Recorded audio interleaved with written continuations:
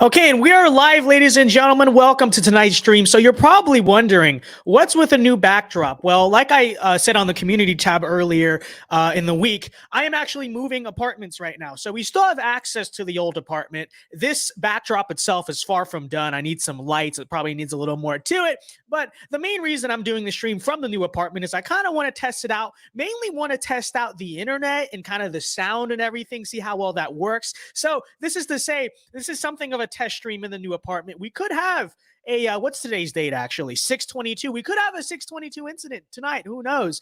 But yeah, anyways, new apartment, new setup coming very soon, guys. It's gonna be a lot of fun. But anyways, guys, enough of that. Tonight we have to talk about the elephant in the room. And let me share my screen so we can get right into this discussion. I'm sure all of you guys have basically heard about this by now. But it's basically come out that a bipartisan gun control agreement, which we don't know the finalized details to yet, but the Republican Party has caved on a bipartisan gun control agreement, which to my understanding involves red flag laws. I also believe it involves more age restrictions when it comes to buying rifles and handguns. So, let's just get right into this. Okay, let's just get right into this. I'm sure many of you guys have already heard the story of the infamous John Cornyn, right? The Republican senator out of Texas, of all places, right? Like, what a disgrace, because it's not just that Texas is a Republican state. Think about the culture of Texas. Like, it is that just generic conservative, like God and guns and, country music type of state. That's literally part of the culture of Texas. And here you have John Cornyn, shilling for red flag laws. But right off the gate, I have a lot to say about this. So you've heard today, it looks like 17 Republicans, to get the exact count, are going to be moving forward on this bipartisan gun control legislation when it comes to, in response to the shooting in Uvalde. Yeah, I hope I'm saying that right. Okay, let me say first and foremost, it is a disgrace that Republicans have even allowed Democrats to set the narrative on this, okay? Because obviously we all agree that this mass shooting was a tragedy, but you look at why it was such a tragedy, okay? We already know the story here. I'm sure many of you guys know about this, but in many ways, the reason why it was such a slaughter was because of blatant police malpractice. You guys know the story here. The cops essentially stood there for something of up to like an hour, didn't do anything, right? Wouldn't go in and just be heroes and just save these kids. Stood by, allowed these kids to be slaughtered. And, I'm not going to get into any conspiracy theories on that front that will get us, banned from YouTube. So what I will say is on the surface, just understanding the story here, the number one story when it comes to the shooting should be the blatant police malpractice. Okay, that's like the very first thing that should be discussed. That should be what the narrative of the shooting is. But instead, obviously, as we would expect, liberals, the Democratic Party, the mainstream media are going to hijack this narrative and make the whole discussion, right, about guns. Okay, which we understand. But my question is, why did Republicans even allow that to happen? Because you look at, where most of the narrative is on this subject. What is Fox News talking about? What is the Republican Party as a whole even talking about? They're not really highlighting this fact, right? It seems to be like the further right, it's only like the grassroots conservative activists and journalists who are even discussing the fact that the cops here just stood there basically and did nothing, right? You're not seeing any of this discussion from mainstream Republican politicians, Fox News, none of this stuff. And the discussion is already about guns, right? So what we have done is we have let the enemy set the narrative already. Regarding the shooting, because the accurate and the truthful and the number one narrative, again, should be surrounded around school safety and just blatant police malpractice, because that's what really happened here. And we understand this, right? We understand this. But instead of honing in on that, we have allowed the left and the Democratic Party, obviously, to totally take control of this narrative. And my question is, why? Why are you letting Democrats set the narrative on this issue? Okay, let's for a minute put the truth aside, for instance, okay, which the truth is very important, obviously, and the truth is on our side with this. But even putting the truth aside, what is the political utility of allowing Democrats, allowing your opponent to set the narrative? Do I need to remind everyone what the national environment is looking like going into this election? Okay, look at Joe Biden's approval rating. Look at the approval rating of the Democratic Party. It's a universal consensus that Republicans are essentially set up to win big in this upcoming election, assuming they don't screw it up, which they're doing right now. This is all to say there's literally no reason in the first place to allow our opponents to even set the narrative on this issue. Does that make sense? Right? There's no excuse to why we should have even sat by and allowed this to be a number one discussion around guns when it's blatantly an issue of school safety. Okay, so let me just put that first and foremost, number one. That's already an L. And so let me just say, even to the Republican senators and the Republican politicians and the conservative news media pundits, because I understand there are many who are not backing this legislation. Okay, fine. But even to those who are not backing the legislation, if you are not making your narrative about the situation primarily around this blatant police malpractice, the fact that the blue failed, the blue actually just allowed your kids to be slaughtered, okay? If you're not honing in on that as the number one narrative of the situation, then you have already lost. You've already lost the narrative battle. You've already lost the battle of ideas. You are letting the enemy set the narrative, and you're enabling basically people like John Cornyn to, because think about this, right? The guns narrative, the red flag laws narrative entered the political discussion totally unopposed.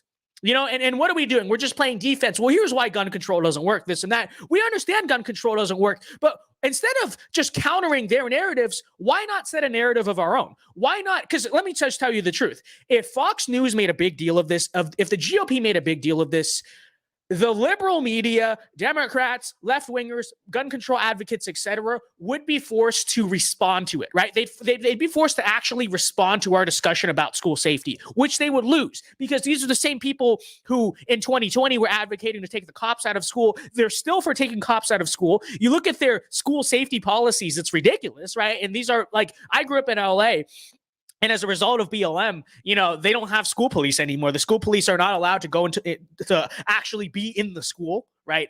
Even though they're called school police. But instead of having the discussion about this, again, a narrative battle that the left would lose badly, instead of doing that, right? Because again, if we made a big deal out of this, the left would have to say something. But instead of even addressing that, what do? We immediately allow ourselves to go on defense, allow ourselves to set on defense. Instead of putting them on defense, we set ourselves up for defense when we already buy into their narrative that this is primarily a discussion over guns when it's not. This is a discussion of school safety. It's a discussion of police malpractice. It's a discussion of the blue failing. Okay, but guns and how the shooter got the gun should be third, fourth, or fifth down the list of things we talk about when it comes to the shooting.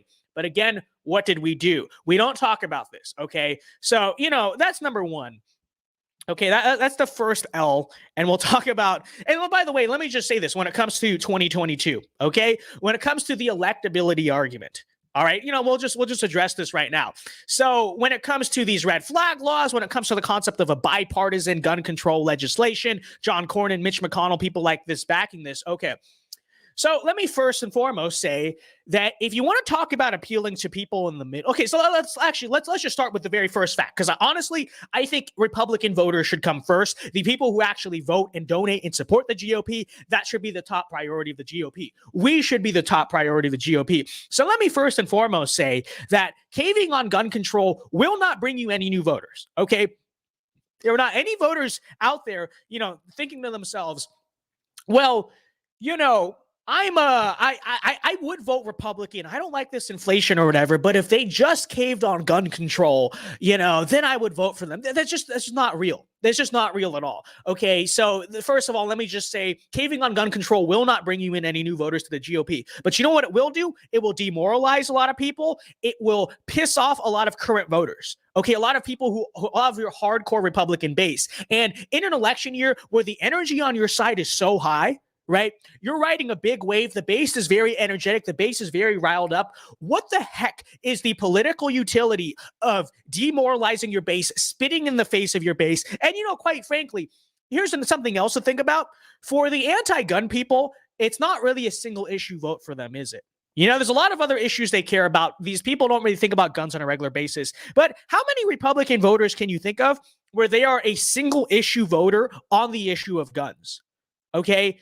That's a lot of people. That's a lot of people. The Second Amendment in, real conservative America is very important. There's a reason why every single conservative campaign, the second or third thing they have to say when they're campaigning is, I'm pro-Second Amendment, because it matters to a lot of people, okay? And considering that, basically, I've said this before, but all Republicans have to do to win in 2022 is stand still.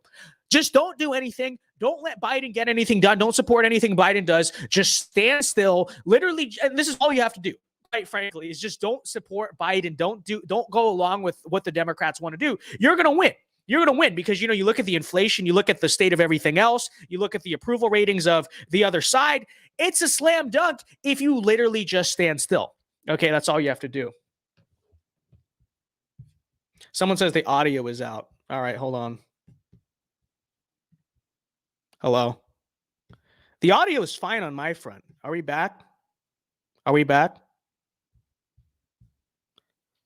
Yeah, you freaked me out there. But anyways, got a super chat from Jacob. Thank you very much. He says, these traitors are our worst enemy. We need to destroy them or else we will lose this country as they sway the common conservatives to vote for them. Yeah, it's so true. It's so true. And here's the thing about the Republican establishment. And I'm talking about this in tomorrow's video, by the way. I guess I'll preview it a little bit. But,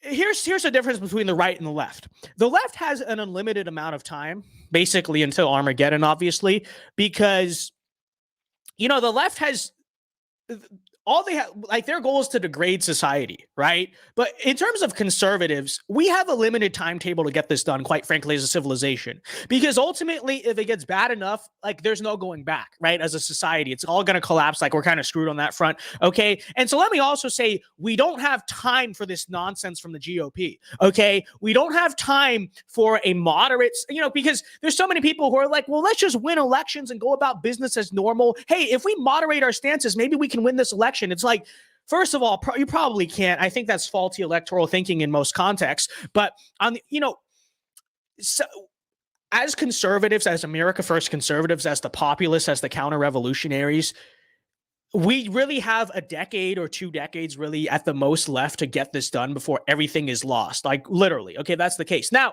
I think there's a lot of optimistic signs that we are getting it done and we can get it done. But understand there has to be some sense of urgency when it comes to politics, from our side. Okay, we cannot just sit around and say, well, we'll just do a few tax cuts here and there. It's not just like annoying. It's not just like, oh, we wish we could do more. No, it's literally like, if we don't get serious as a party, as a movement, if we don't get aggressive with the things we do and understand that things need to change and change fast, and we don't have time for moderate politics or politics as usual, we're going to lose the country. A decade or 2 more of that, we're done. And, good luck winning elections with your totally, like, demographically annihilated country and your youth generation, your younger generation that are totally brainwashed and et cetera, your economy that is just totally unfeasible for any American dream, et cetera. Like, we understand this, and it's so true. So thank you for the 10. Thank you for the 10. But yeah, 622 never happened. You guys were scaring me on that front. I was like, well, the audio's working fine. The trolling, okay. Christopher Laurie says, news like this is why I support state legislatures recalling senators, even retiring ones. They won't vote like this if this is in place. Absolutely. I agree 100%. I think I don't know if it would be good to implement it tomorrow, but the system overall probably just worked better before we had direct election of senators. Okay. And now I will say, I don't think it would, if we re-implemented it, it would be a good thing tomorrow, because we understand a lot of these, like, state GOPs also are very crooked. They're so you probably get more establishment senators. If anything, you never see someone like a JD Vance or even like a Josh Hawley. I think we understand that. But, long term, I think the whole state legislature system worked better. One day, if we get it back, we get the country back, it might be something to think about. But thank you for the super chats, guys. Thank you for the support. Appreciate it very much. But anyways, getting back to this discussion here. Let's see, where were we? Okay. So, again, I think, but you know what I think it can be appealing to moderates? Okay, think about the people who are concerned about the parents, especially the GOP struggles where the suburbs, the suburban moms, especially. Okay. Well, let me ask this question. So you have the GOP solution, the Mitch McConnell solution, which is to cave on gun control, which, here's the thing, by the way, if you support gun control, the Democrats will always be the winning party on the issue. Like, do we understand that too, right? Because the Democrats will always be the party of gun control. Republicans will always be the party of the Second Amendment. There's really no getting rid of that connotation. without totally erasing the Second Amendment, which they're doing anyway, but still, right? If someone cares enough about gun control, they're voting for the Democrats anyway. You're not swaying them on that front. And they're probably liberal on several other issues, by the way, too. Okay, but anyways, that out of the way. You want to talk about appealing to moderates, okay? What did I say? My solution is we need to make the narrative and really drill home the issue of school safety and police malpractice when it comes to this stuff. Because, by the way, the same thing happened in Parkland. Okay, and I'm not going to get into any theories about, well, that was an election year too. Okay, now listen, YouTube. Okay, we're not saying that. All we're saying is it's police malpractice. Okay, so, but like with that said, what is a more tangible solution, right? Because honestly, your average moderate, your average suburban person, their fear is, well, I want to know my kid's going to come home alive when I send them to school or whatever. Okay. The GOP actually, I think, could win this issue because we have the more tangible solution. Like our solution is we're going to put cops in these schools. We're going to arm these schools. We're going to put security guards, cops, resource officers, whatever. They're going to be in the schools. They're going to have the ability, and we're going to train them. We're going to have protocol that says, hey, something's going down. You go take care of it. You take them out like that. Okay. There's no standing around hostage situation. You take out the shooter. You know, you get rid of them. You eliminate the threat immediately, right?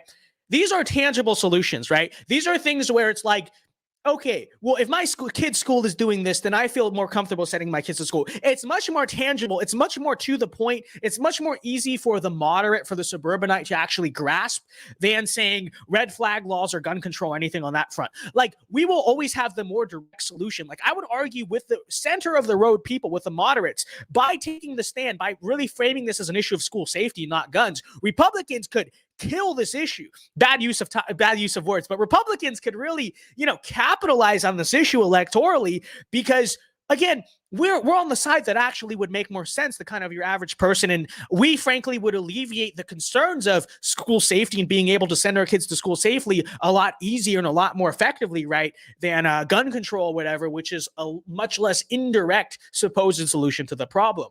So that's number one. If Republicans did what I'm saying, that is actually electorally better for moderates. And you know what? You don't lose in the process your core base. You don't lose the gun owners in the process. You don't piss them off. You don't piss off our own side, right? So you keep our own side and you actually do a play that I think, in my opinion, is more appealing to the suburbanites, more appealing to the moderates. I think this makes sense. But let's just pretend for a moment that it is more electable, okay? Because supposedly this is what I am told. If we cave, according to Mitch McConnell, right? Correct. According to Mitch McConnell, if we cave on gun control, it will help us in the midterms. And that's why we got to do it. That's why we got to do it. By the way, let me just say firstly, even if it did hurt us a little bit in the midterms, I would much rather have that and more of the Second Amendment intact than not, because we're supposed to win big anyway. Okay, let's keep that in mind. Like, you look at Biden's approval rating, etc. It's not like we're in a situation where we politically need this. But let's just pretend for a moment caving on gun control makes you more electable. Okay, I don't have the list in front of me, but I saw this earlier. If that is the case, if it is the case that this will help Republicans in the midterms, let me ask this very basic question. From what I recall, there may have been one, but I think it's basically none of them, if I'm not mistaken. I don't think it was any of them. If this is electable, if this is about electability, then how come not one of the 17 Republican senators who are up for re-election, who are supporting this gun control bill, how come not one of those Republicans is up for re-election in 2022? If I'm not mistaken, okay, there may be like one or two, but for the most part, every single Republican senator who is up for re-election is not backing this bill. Okay, you look at the list, and it's all people who are either retiring. A bunch of these people are retiring. A bunch of the Republicans who are doing it are retiring, or they're not up for re-election until 2024. A lot of them 2026. Okay, so it's like, if this is an electoral strategy, if this is going to help us elect, if this is electability, hey, if we don't compromise on gun control, we're going to be screwed in the midterms. Then how come the Republican senators who are actually up for re-election are smart enough to know not to back this? How come Mitch McConnell is not trying to force or back the ones who are actually up for re-election to back the gun control bill? If it's supposedly electable, if it's an electoral strategy, how come all of the ones who are backing this are retiring, or they're not up for re-election for some time? Okay. And when you look at that and you look at the list of people who are doing this, most of them are retiring again. You realize this is not about electability. They're not doing this compromise. The Mitch McConnell, John Cornyn, Lindsey Graham, none of these people are making this compromise, or Mitt Romney, none of them are doing it because they're trying to help our party in the midterms. They're actually simply doing it because they hate you. That's the only reason. That's the one and only reason. Because again, there's no electoral strategy to it. Okay? Because again, if this is so electorally good, why are they not pressuring any of the people up for re-election to do this? Why? Because they understand it's actually going to hurt them. They understand that, right? Mutually speaking, Mitch McConnell knows, and the Republican senators who are up for re-election, they mutually both know, right, that it is something that would hurt a 2022 Republican candidate to support. Notice that? Notice what's going on there? No, it's only the entrenched people, the ones who are retiring, the ones who don't care about the election, or the career people who are not even up for re-election this cycle. They don't have to worry about primaries or elections for some time. It is them who is backing that. But this is about electability, right? This is a 2022 electoral strategy. I'm sure it is. I'm sure it is. It's ridiculous. It's ridiculous. They're doing it because they despise you. That's all it is. So it's so true. It's so true. So anyways, with that said, let's talk about, red flag laws here, I guess. So actually, let's just read from this Breitbart article so we can understand more what's going on. Senate Minority Leader Mitch McConnell Thursday encouraged Senator John Cornyn, Republican from Texas, to work with Senate Democrats on gun control legislation in a reaction to the school shooting in Texas. Why? Why, Mitch? Oh, by the way, let me just say this. There's like these neocons on Twitter that always talk about how, bro, I don't understand why you're so anti-Mitch McConnell. Don't you know, dude, Mitch McConnell is actually a very effective legislator. I have unironically heard people say this. I've unironically had to argue with people who are like, Mitch McConnell was an effective majority leader. He got us a conservative Supreme Court. Yeah, but he also staffed. First of all, Trump got us a conservative Supreme Court. Let us be clear about that. Without the 2016 election, none of those justices are possible. But even with that said, those justices, aren't always so good all the time. I mean, I think overturning Roe could be something of a redemption moment for these people. But still, let's understand the Mitch McConnell-backed justices in many ways have held us back in terms of what we could have had. So that's number one. Okay, but it's also like, how is Mitch McConnell an effective legislator, an effective majority or minority leader? All this guy does is compromise and cave. Okay, he and several other Republicans. Let's see what are the McConnell accomplishments of the Biden presidency? They allowed the infrastructure bill, okay, which throws in a bunch of nonsense. We know it's like, not to be corny here, but it's true. In many ways, it is a lot of aspects of the Green New Deal, caved in as, or wrapped up, I should say, as infrastructure. That's number one. Infrastructure bill, these relief packages, a lot of other nonsense that they've just been perfectly fine. The Build Back Better, all this stuff. So they cave on all that. And then now they're doing guns. Okay, so now Mitch McConnell is actively encouraging the Republican Party to cave to the left on guns. How is this guy an effective minority leader? You know what an effective minority leader does? They stifle the agenda of the opponent. That's what an effective minority leader does. That's what you're supposed to do as a minority leader. If you're such an Mitch McConnell's an effective conservative, dude. How is he an effective? He's out here, and now it's one thing. Let's say maybe he just can't control the party or whatever. It's like you have a rogue party. He's a lame duck. Okay, well, that's not in his power. Encouraging his party to work with Senate Democrats on gun control legislation. How is this effective, dude?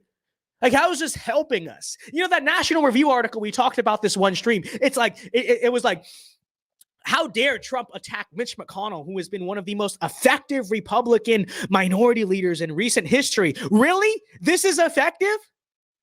Yeah, effective at what? Helping Democrats and Joe Biden literally pass everything. So anyways, let's just continue.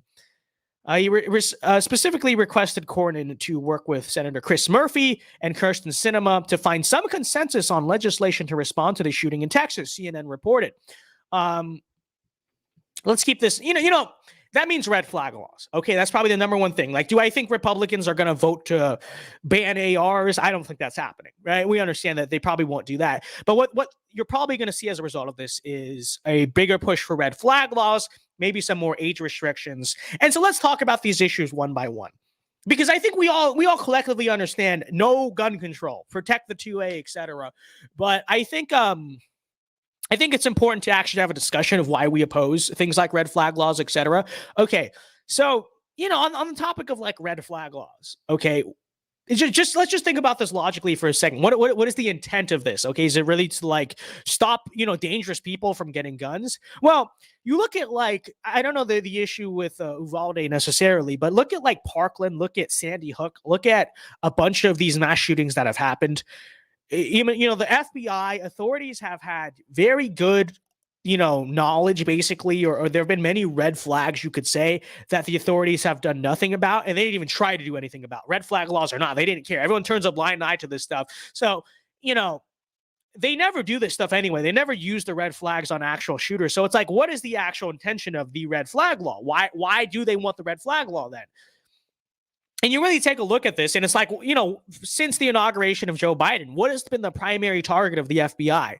Has it been narcotics? No. Has it been school shooters? No. Has it been terrorists? No. It's been Trump supporters. Okay, this is what like the national security state has primarily been after. And you read a lot of these articles, right? And even an official report from the Department of Homeland Security saying this, the national security state, the people who run the national security state, literally view Christians, so traditional Christians, Trump voters, and conservatives and gun owners, they view these people as domestic terrorists. They view us as domestic terrorists, as mentally ill, as a threat to democracy, et cetera, et cetera. And so you really look at the regime's treatment of us and the regime's intent with all of this. I think it's pretty clear the real motive basically behind red flag laws. Okay. And I think we understand this. Okay, I don't think this is a groundbreaking proclamation to say, well, the same regime that is declaring Trump supporters domestic terrorists is now basically saying we need red flag laws to remove threats to society, right? Again, not a groundbreaking take here. But with that said, notice this, because this is not the first time basically that Republicans have made an issue out of red flag laws. You remember under the Trump presidency, this was a thing. After the Las Vegas shooting, right? You saw a lot of Republicans actually entertain slightly the concept of red flag laws. Trump entertained it. DeSantis entertained it. Cringe. We didn't like that. But you'll remember Dan Crenshaw made a huge thing out of it, right? He made a huge thing about why we need red flag laws. He got a lot of flack from the base. That was really, if you'll remember correctly, that was really his first like outing moment of being a bad conservative. You know what I mean? And honestly, you could tell the red flags, pun intended, before he was even elected. But that really was the wake-up call for a lot of people. That was my real wake-up call on Crenshaw. I was like, yeah, this guy's not on our side, etc. back then. But remember what happened on that front, okay? Remember that. So, by the way, let's just establish Republicans have been, the Republican establishment at least, has been in support of this idea for a while. Keep that in mind. Now, I thought we killed the idea back in like 2019-ish, because you'll remember there was a fairly effective actually backlash from gun owners, from the NRA, from us, right? We just basically expressed to Republicans who were entertaining this idea, what the heck is wrong with you? Dan Crenshaw basically put out an apology video for like supporting the issue, if you'll remember. That was back when Dan Crenshaw actually would remotely apologize for betraying us. Now he just does it openly and transparently. Trump backed off of it. DeSantis backed off of it. All these Republicans backed off of it. I thought we really won the issue there. Apparently we haven't, because now it's back. Now we're re-entertaining it again. But let's just keep that in mind. This idea of red flag laws, Republicans have been flirting with it for years now. It's not a new thing. It's not a new phenomenon. And so it's like, but they understand. They learned their lesson last time, by the way. Like last time, what happened? The base got super angry. They understand that this is something that their voters don't like. Keep this in mind. The Republican Party understands voters don't like this. This may lose them some voters. This is not going to make their constituency, their donors, their people happy, but they want to do it anyway. And the question is why? Why do they want to do it anyway? So since we've established, obviously, that like, red flag laws basically are a slippery slope, an agent for liberal judges in the regime to take guns away from just Trump supporters, right? Trump supporters, conservatives, Christians, responsible citizens of society, but the people who the regime is opposed to. So establishing that, and establishing that Republicans seem to care more about these red flag laws than their actual voters. What's going on there?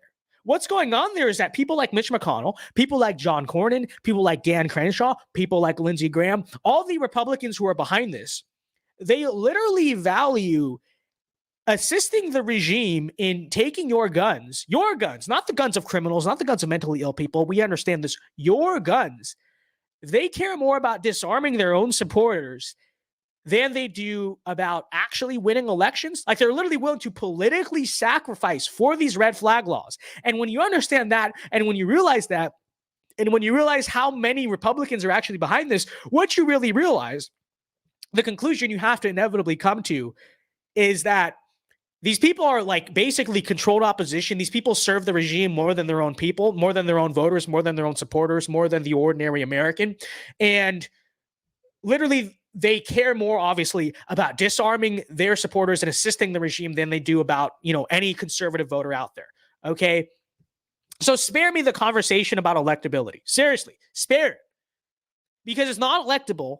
And you're literally watching this party sacrifice votes. They know they're doing it, piss people off. But to someone like Mitch McConnell, helping the regime expand the national security state and weaponize it against people like us, that's more important to Mitch McConnell than even winning elections or even getting the backing of the NRA or whatever. And that really should tell you a lot. That should really tell you a lot about this party, about its leadership, about, and by the way, I'm not an advocate of someone who's going to say, don't ever vote again. Okay. I'm not going to say that. I will say vote for good conservatives. Sometimes you have to make a moral compromise. That is the premise of democracy. You could say it kind of sucks. I know, but it really is to say that, sometimes you have to send a message. Okay. And that's not me. I'm not calling to boycott the 2022 elections, but what I will say is that, in some cases, and by the way, let's be clear about this. They're very smart with it, okay? There's a reason why all the senators backing this are not up for re-election, because they know what could happen. But so what I will say then instead is, remember this, okay? We need to primary these people. We need to be serious about primarying everyone who does not meet, I wouldn't say the bare minimum, does not meet the standard of truly what we believe it means to be America first, which is probably about 75 to 80% of elected Republicans in the federal government. Maybe more than that, but still, so, and I don't know at the House level how many Republicans are behind this. It's gonna take a boycott at some level. Okay, someone has to send a message. So I'm not saying don't vote. I'm not saying just let the Democrats maintain power. I'm not saying that, but something has to give. Okay, something has to give. Like in some way, we have to make it clear that we're done with this. We're done with this nonsense. So if that means stop giving your money to the RNC, there's so many of these fundraising texts. Let's look at the fundraising text I got today from the 81010 number. It's like, is this still Vince's number? You haven't told us yet. What do you want your username to be on Trump's new app? The RNC, Ronna McDaniel. Don't give money to these people. Let's make that clear. I think that's the first way to send the message. Make their donations dry up. Give to the good candidates directly. Make the donations dry up to these people. Make your voice heard. If it sometimes takes an electoral boycott, I don't know. It is what it is, really. I'm not encouraging anyone to boycott a specific election, but what I will say is that will I really shed any tear if, a Republican up for re-election who backs this bill loses to a Democrat? Well, I really stand there and be like, well, we let the radical left win today. It's your fault, dude. It's not our fault. It's not the fault of the voters. So Cornyn will probably be retiring. Yeah, that's the great tragedy of this, It tells you a lot, too. These principled conservatives, that's what they frame themselves as, too, all the time, right? The people who buck the loyalty of Trump and the Trump movement and stuff like that, the people who try to go pseudo-intellectual about everything, what do they always refer to themselves as all the time? I'm a principled conservative, dude. So you notice this. What are these principled conservatives doing? So you know what a principled conservative would do? A principled conservative would be conservative to the very end, okay? If anything, they'd use it as the opportunity to be more conservative, right? A principled conservative would say, Texas accent, I have stood firm for the Second Amendment my whole career, and that is not changing because I'm a principled conservative. That's what it means to be a principled conservative. Okay. For these, They frame this like the GOP establishment as they're just the principled conservative. Trump is a fake conservative populist or whatever. And it's like, okay, how come when all these people retire, they literally just become more like liberal? You know, what's principled about that? So true. So true. So we have Mitt Romney in the chat. Get out of the chat, Mitt Romney. No one likes you. Loser. I remember in 2020, it was so funny. We just had like you guys had this gimmick. I don't know if most of the viewers who watch the channel now were around back then, but it was like Donald Trump, Kanye West, like it's just a bunch of people in the chat. It was quite funny. The LARP got crazy because everyone was making their own accounts. There were multiple Donald Trumps. It was a fun time. It was a fun time. So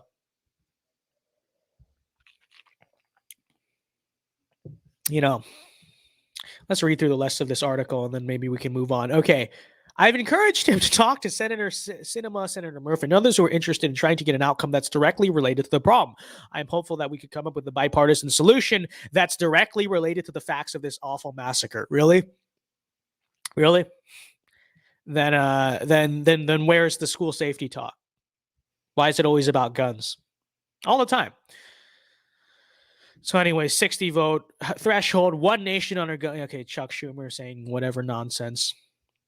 He's an idiot. We understand this. Murphy told CNN Wednesday he believes universal background checks and banning rifles should occur in the wake of Tuesday's shooting. Okay, first of all, we already have universal background. I don't even understand. What does this mean, universal background checks? I guess that a federal background check, like every state has, there's not a place in the country you can buy a gun without a background check. Okay, number one. Banning rifles, yeah, that's just idiocy. It's like, do you think that 18-year-old should have access to military-style assault weapons? Okay, well, here's the thing.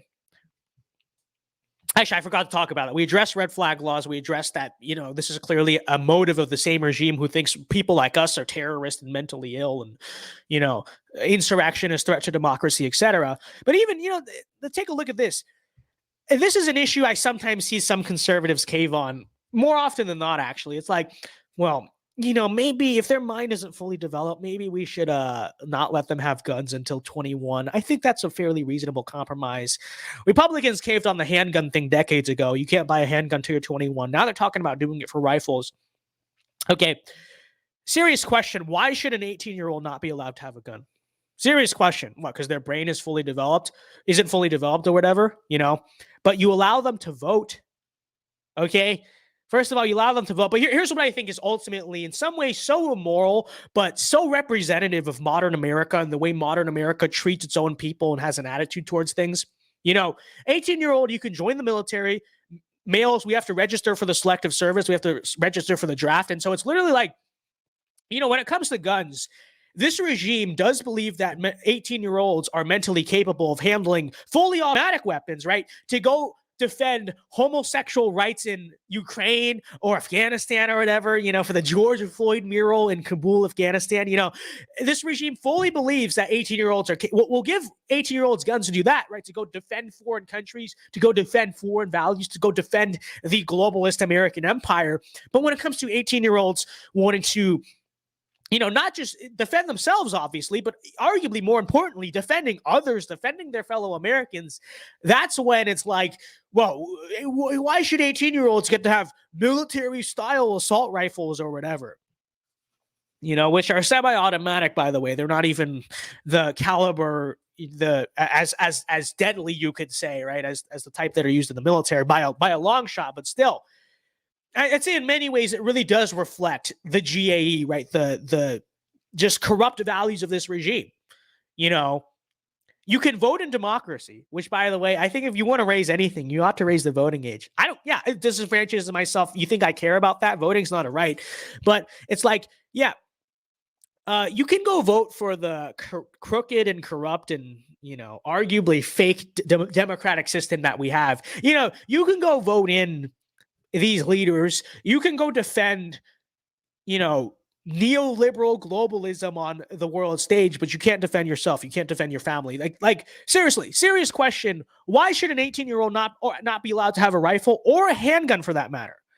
I don't think that's moral at all. I don't think that's like a reasonable well, we do it for alcohol too. Okay, but alcohol is a vice and guns are good. Okay. Like, seriously. So true. Burgundy Blue sends $5. They did not send the message, but thank you very much, Burgundy Blue. It's so true. So true. You know, an 18-year-old is responsible enough to own a rifle, plain and simple. When my grandfather, which he lived in Connecticut growing up, my grandfather used to bring a rifle to school when he was in high school. Yeah, I believe he was in high school because they had shooting practice after school. Like, there was literally a shooting team at the school he went to. And so he used to bring a rifle, carry it around school all day, take it out after school. They do shooting together. Okay. You know, and people don't want you to realize this because they don't want you to realize, right, this is the society we used to be. This is society, you know, we came from. An 18-year-old is fully responsible enough to own a rifle. You let them drive a car. How's it any different? Seriously. You can kill people with cars. You know, if I'm being honest, I might try. I've driven around colleges and schools before. I have to say, kids with cars might actually be more deadly than kids with guns, but still, regardless. Yeah. The crooked values of this regime. It's so true. So,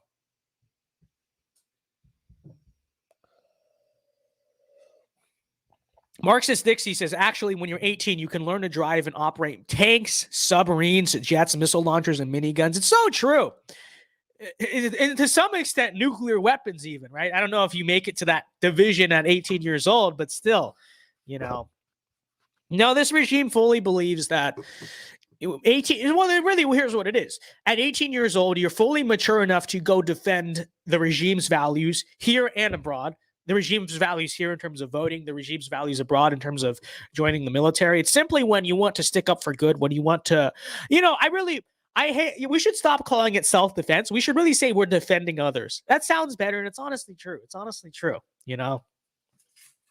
Like, yeah, we're defending ourselves, but what is part of the biggest function of the Second Amendment is the well-regulated militia. It is the defense of others, right? So true as well. So, you know. But anyways, McConnell's demand comes after 19 children and 2 adults. Yeah, okay. And thank you, Breitbart, for pointing this out, but broke several gun laws in the act. You know, we understand this. We fully understand this. But by the way, like I said, in terms of narrative control, how often have you heard this, honestly, from Fox News? Breitbart, okay, they put it in the footnote at the end, but still. You know, this is just, honestly, conservatives, we suck at narratives, and I think we have for some time. But seriously, why is this not the number one thing? Like, why are these not at the top of the list? The laws that he broke, okay, the bad protocol of the cops, all this stuff really should be the number one target. But instead, it's, you know, this nonsense. So, quite frankly, what I will say is, you know, we can stand here and we can posture about how, well, we're going to take over the GOP, which we will. We're going to do it. Don't worry about it. It's happening. Trust the plan. It's true. But what I will say is that if we don't take over the GOP, and we don't do so within the next decade or so, like, we don't really fix this party. I said this earlier in the stream, but it's so true. We're legitimately screwed. Okay? Because, you know, you look at where this country is going. So the bread and butter issues, inflation, we obviously see that. We see the American dream dying all around us. We see the situation with immigration, right? We see them trying to change the country into something that will be totally unrecognizable, and you'll never be able to go back at that point. Important to understand, you can't go back once the left takes everything over, right? Can't go back on that front. You see what they're doing in the education system, right? If you're in public school right now, you probably know the story here. But then, you know, we look at now, oh, bunch of radicals. What happens when all these kids become voting age and eventually old enough to take over all the institutions? They have the most radical education that they've ever had. This is all to say we're on a short timetable as a country, you know, and I'm not doom and gloom about it necessarily all the time, right? Because especially this year, a lot of the things that I see happening, I'm like, you know, maybe this can happen. And maybe we really do have, like, the blessing of God that this country's not finished yet. We have not written the final act yet, right? The day is coming where we fix things and retake things. And I don't know what that looks like exactly, but maybe things are trending in the right direction where our civilization is not gone forever. So I'm not totally blackpilled on it, but what I am saying is that stuff like this, okay, a party like this, a party with an attitude like this, you're done. You keep this up for a decade or two, you're done. Seriously. And by the way, let's talk about John Cornyn for a second, okay? This is not the only thing he's being, pardon my language, retarded on. He is. He really is, okay? Because the same guy, you may have heard this too, he hinted to Kirsten Sinema that they're going to come up with I think he said, it's guns now, it's immigration next, okay? So John Cornyn's plan is after they cave on, we make this bipartisan agreement on gun control, we make this bipartisan agreement on immigration. That probably means amnesty, more mass immigration. Say maybe we get, we're going to secure the border a little bit. Not going to happen. Not going to happen at all. You know, long term, it's probably just going to make things worse. Okay. And we talked about why immigration is that important, right? Because it's like once you let all these people in, I mean, what are you going to do? What are you going to do? You can't really get rid of them, right? The point of why the left is using immigration, as we understand, is to totally reshape the country, totally change the face of the country, import political and cultural base that will totally just make America, loyal to them, essentially. You can't go back once you do this, okay? Like, we need a party that is aggressively ready to roll back the clock, okay? And this is my problem with people who are like, well, if we run like Glenn Youngkin, who's fairly moderate, we run Glenn Youngkin in 2024, then we'll be fine because he's more electable. He can win the suburbs. It's like, I don't care though, because honestly, and this is why I'm kind of like ride or die with Trump. And I hope Trump is like the biggest anti-establishment revolutionary that he can be, is because like when I look at the timetable of this country, politics as usual, conservative politics as usual, just another Ronald Reagan, like that's not going to work. We don't have the time for that we don't have the time to like mess around like that as a country.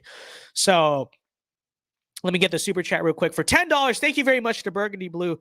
Bless you. Hey Vince, as someone who recently registered to vote as a Republican, I just want to know your opinion on the party's future and the future strength of its different factions.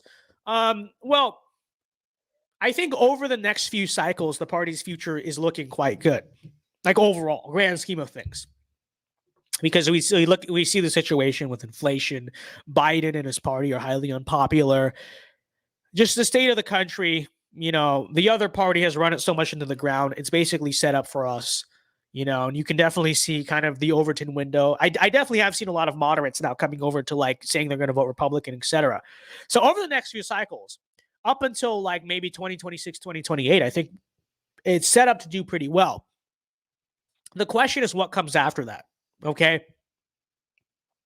What happens in 2032 when the current immigration trends continue, when the education trends continue? I don't know. I'm sure maybe most of my viewers are young. Think about your high school teachers. Okay. Have you ever had like young teachers who came straight out of college? Especially if you had a bunch of liberal like humanities teachers. Okay. This was my experience. It's the experience of a lot of people. So you have kind of like the 40, 50-year-old English teacher who you could say are something of like classical liberals, classical Democrat. They're left-wing. They do not like Trump. That is for sure. But you compare that to like the fresh out of school, like recently graduated English teachers and stuff. These people are literally communists. These people are openly out Marxists. They're very crazy. They do all the pronoun stuff. They, et cetera, et cetera. You definitely see the education trends. And so really the question has to be, what happens when all these Zoomers and all these younger people become a voting age and start voting, et cetera? What happens when the immigration system takes hold, et cetera, et cetera? So it's really going to be a question of beyond like 2030, the Republican Party's future is really a matter of, do we overthrow, in a peaceful sense, do we overthrow the current political establishment, seize the institutions, and, start ensuring a future for real America and for our country, And so that means restricting immigration, drastically reducing it, if not a full moratorium, because we have to get control of the situation. It's ridiculous. deportations of the illegals in this country, because honestly, you leave them here, it's a gateway to amnesty, just, all that stuff. Okay. Do we, because look, frankly, we don't have time. I fully encourage conservatives to become teachers and artists and whatever, but frankly, we don't have the time at the same time. So are we going to use political power to effectively mandate what the curriculum is? Because there is no other way. You can say, well, that's too authoritarian. Okay. But I mean, I agree. Yes, conservatives have to become teachers. Conservatives have to go in education. I fully encourage that. You have to recognize at the same time, how long would that realistically take? Several decades to take hold really in that system? We don't have several decades. We really don't. Because once all these younger kids become a voting age and they're totally brainwashed, and once all the immigrants come over here as a result of the system and they're all voting for the enemy and supporting the enemy and culturally backing the enemy, it is over. Okay, it is over. And that's why I'm always like, no moderate GOP. Like we need to treat the situation as urgently as it really is. So that's true. So like I said, over the next few years, I think they're going to do pretty well. The question is, after that, is America going to look like and be a country that has any chance of electing Republicans nationwide? There's the question. And that's really going to depend on how effective the second term of Trump and stuff like that, but I don't know. I'm optimistic. I think there are a lot of factors pointing to us maybe being able to do this, being able to do the epic reclamation of our country. Cultural factors, political indicators, etc. But we need to recognize at the same time how urgent the situation is. I don't want to blackpill you. I'm honestly not blackpilled about it. I'm really not. I honestly think we could do this. But we have to be serious and we have to act with urgency if we are going to do this. So Christopher Laurie says, if Trump never ran for president, the Republican Party would have died in a couple of years. The RNC want to commit suicide before and now. So true. Thank you for the super chat, by the way, Christopher. And it's so true. 100%. People probably didn't realize it at the time, but without Donald Trump getting elected in 2016, it would be over. Okay, that was the first step. Now, we're really at a race against time here, right? But it's like, when we do this, when me and the boys reclaim America, which we're going to do, it's so true. We're going to look back and say, if that never happened, we would never be here. And it's true. It's true. Because even if, arguably, in many ways, the first term of Trump was compromised in ways that I don't think the second term of Trump will be, because now the traitors are out. Now they've been identified. Now Trump wants revenge. Okay. But even that aside, what the election in 2016 did was it legitimized our ideas, because the ideas that Trump ran on in 2016 are older than him, right? In 1992, Pat Buchanan ran on those values. He tried to get in 2000, unsuccessful. Okay. The neocons hijacked the presidencies of people like H.W. Bush and eventually W. Bush. The paleocons lost. They were fading in many ways, but then you kind of see this resurgence because the current political order started to collapse. But ultimately, it was that election in 2016 that legitimized the movement of America first.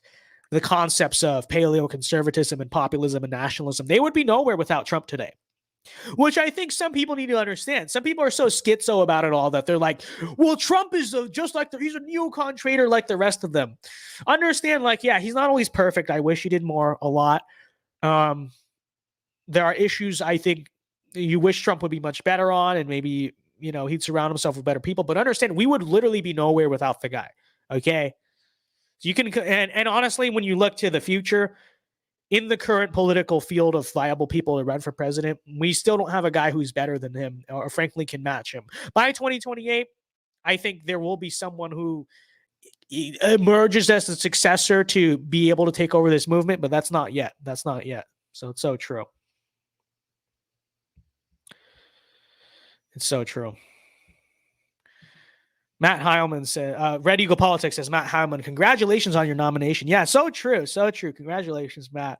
We made a video on Matt. You can watch the recent one, but it's so true. Congratulations. Congratulations.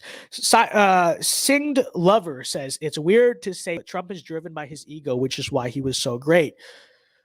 It held him back in the first term, I will say that. It still does hold him back sometimes, but I would also say in the grand scheme of things, and I don't like, it's just weird to say this, as a Christian and whatnot, but it's a complicated situation.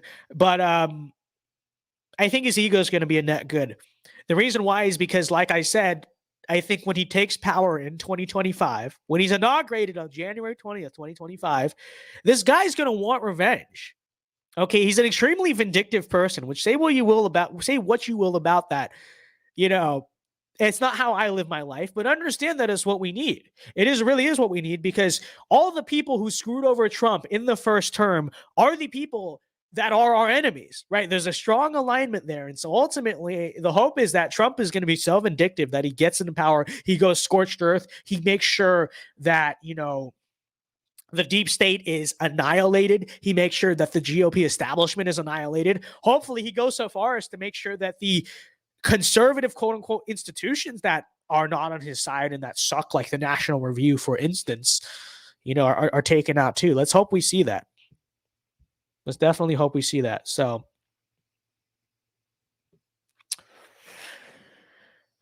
and I will say this. I think there's always this evangelical question of like, should Christians back Donald Trump?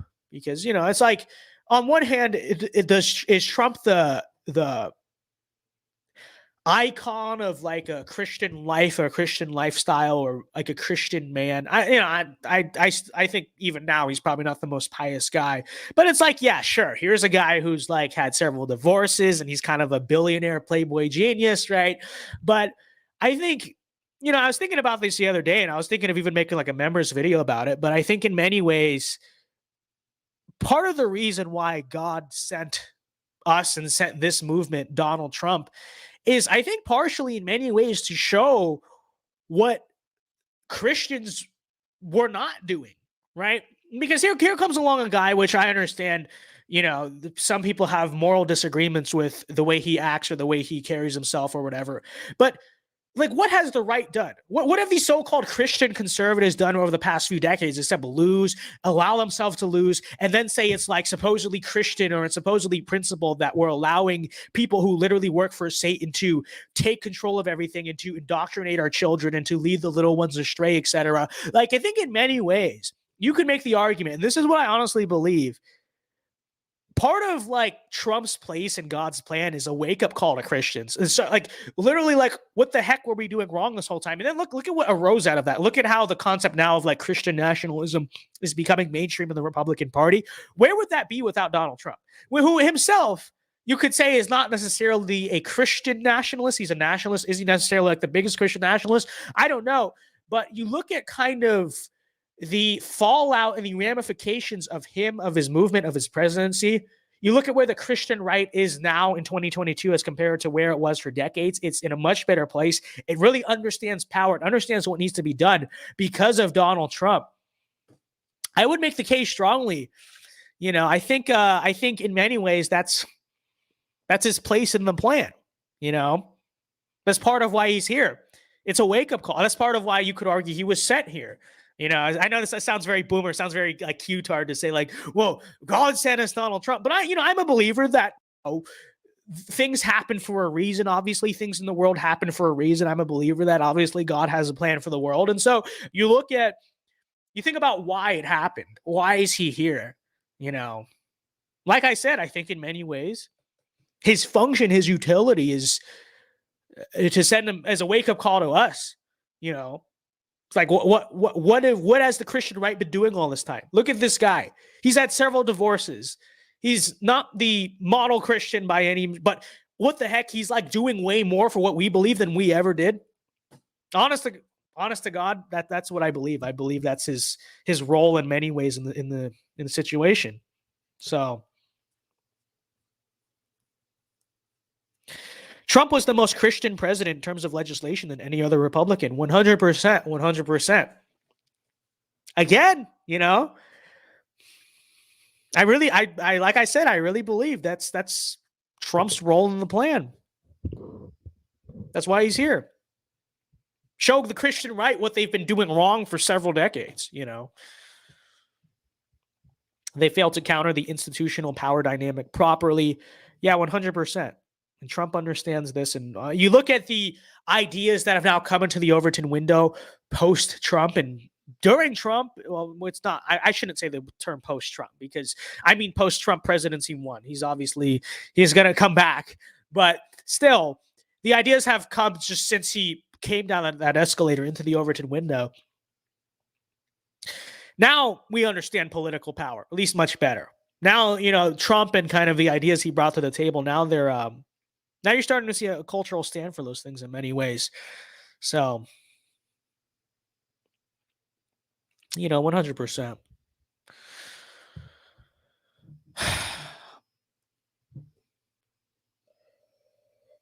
As Christianity in our country dies, so does our country. Not a coincidence. Address that first. Well, I agree 100%. I agree 100%. So, and that's what I think people need to understand too, because I think there's a lot of, you see this from libertarians, you see this from some of the populist right even. It's the idea that we can basically, you even see it just from the Republican establishment in general. You see it from the neocons. Irving Kristol famously said, conservatives have lost the culture war and it's time to give up on it. Let me actually highlight the chat.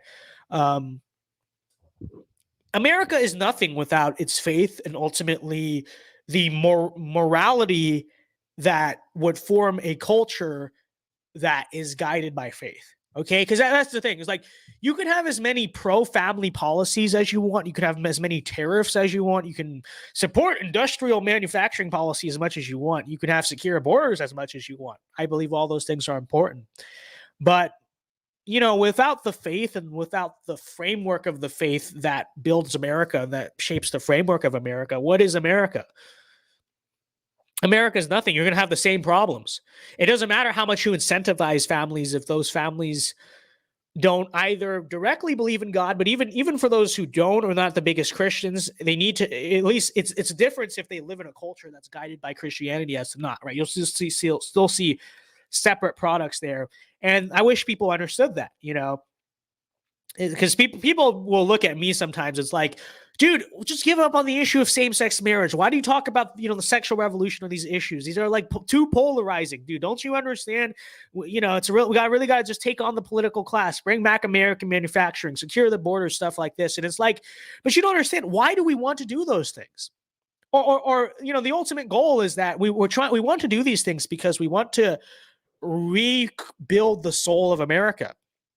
But ultimately, the soul of America is not itself. It doesn't exist without its most important basic foundation, and that is the Christian faith that forms, even for people who are not Christian, forms the just moral framework and the cultural framework of that society. It's so true, and it's kind of blackpilling. It's kind of blackpilling in some ways. You look at like in the so we by the way, we talked about how in many ways now I think the right approaches these things more effectively. But notice how now politicians on both sides, you'll notice they don't really make a big deal out of their faith. Sometimes you Google it, oh, they're actually a Pentecostal Christian or whatever. But you notice how it's not really a part of campaigns that much anymore. It's not really talked about. It's not emphasized a lot. You go back and look at like the 2000s and 1990s, every politician had to shout from the rooftop, I'm a Christian just like you. It's kind of blackpilling to watch how, Christianity has kind of retreated from society to the point where politicians nowadays, you barely even see them make a ploy to appeal to it. Politicians can get away with running for office, not even really expressing what their faith is or even talking about it. I mean, they're just atheists. They're not Christian, right? Used to not be able to get away with that in America, which is blackpilling. But at the same time, it is down but not out. This country has gone through great awakenings before. It's honestly up to us as Christians in many ways to evangelize, to retake the culture of America. Obviously, political power, the usage of that is a big component of that, but still, I think that it can come back. Just got to play our cards right, So,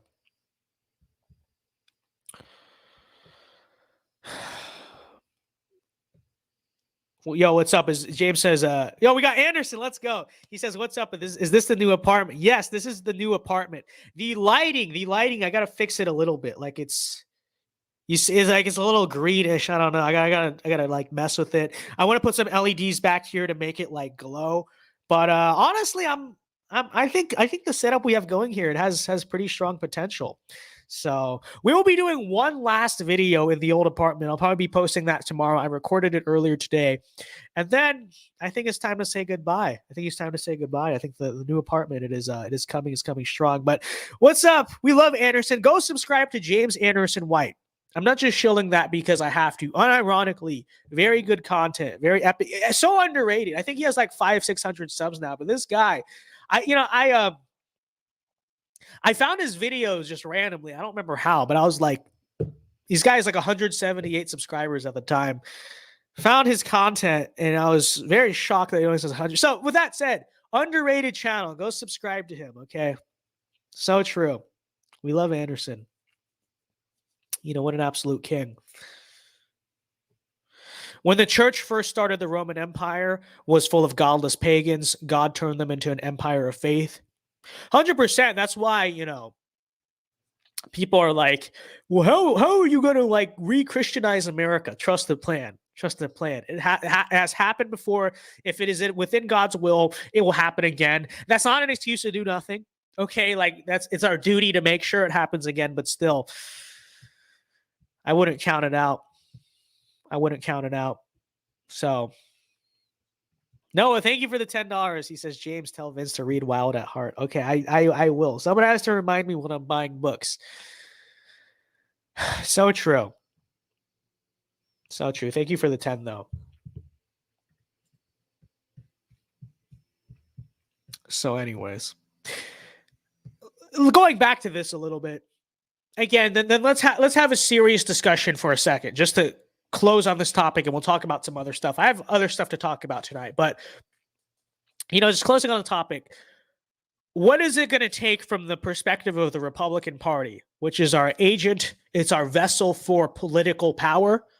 What's it going to take to ensure that, to not just, before we retake the country, just save the country from total destruction, from total political annihilation, okay? It's going to take, like I said, an aggressive approach to politics that even you could argue Trump doesn't fully fulfill, but he's the start. He's the closest thing we have to it at the moment. Like I said, we really only have a few decades here, okay? Again, education system, the young generation, you see what's happening there. Just think of this numerically.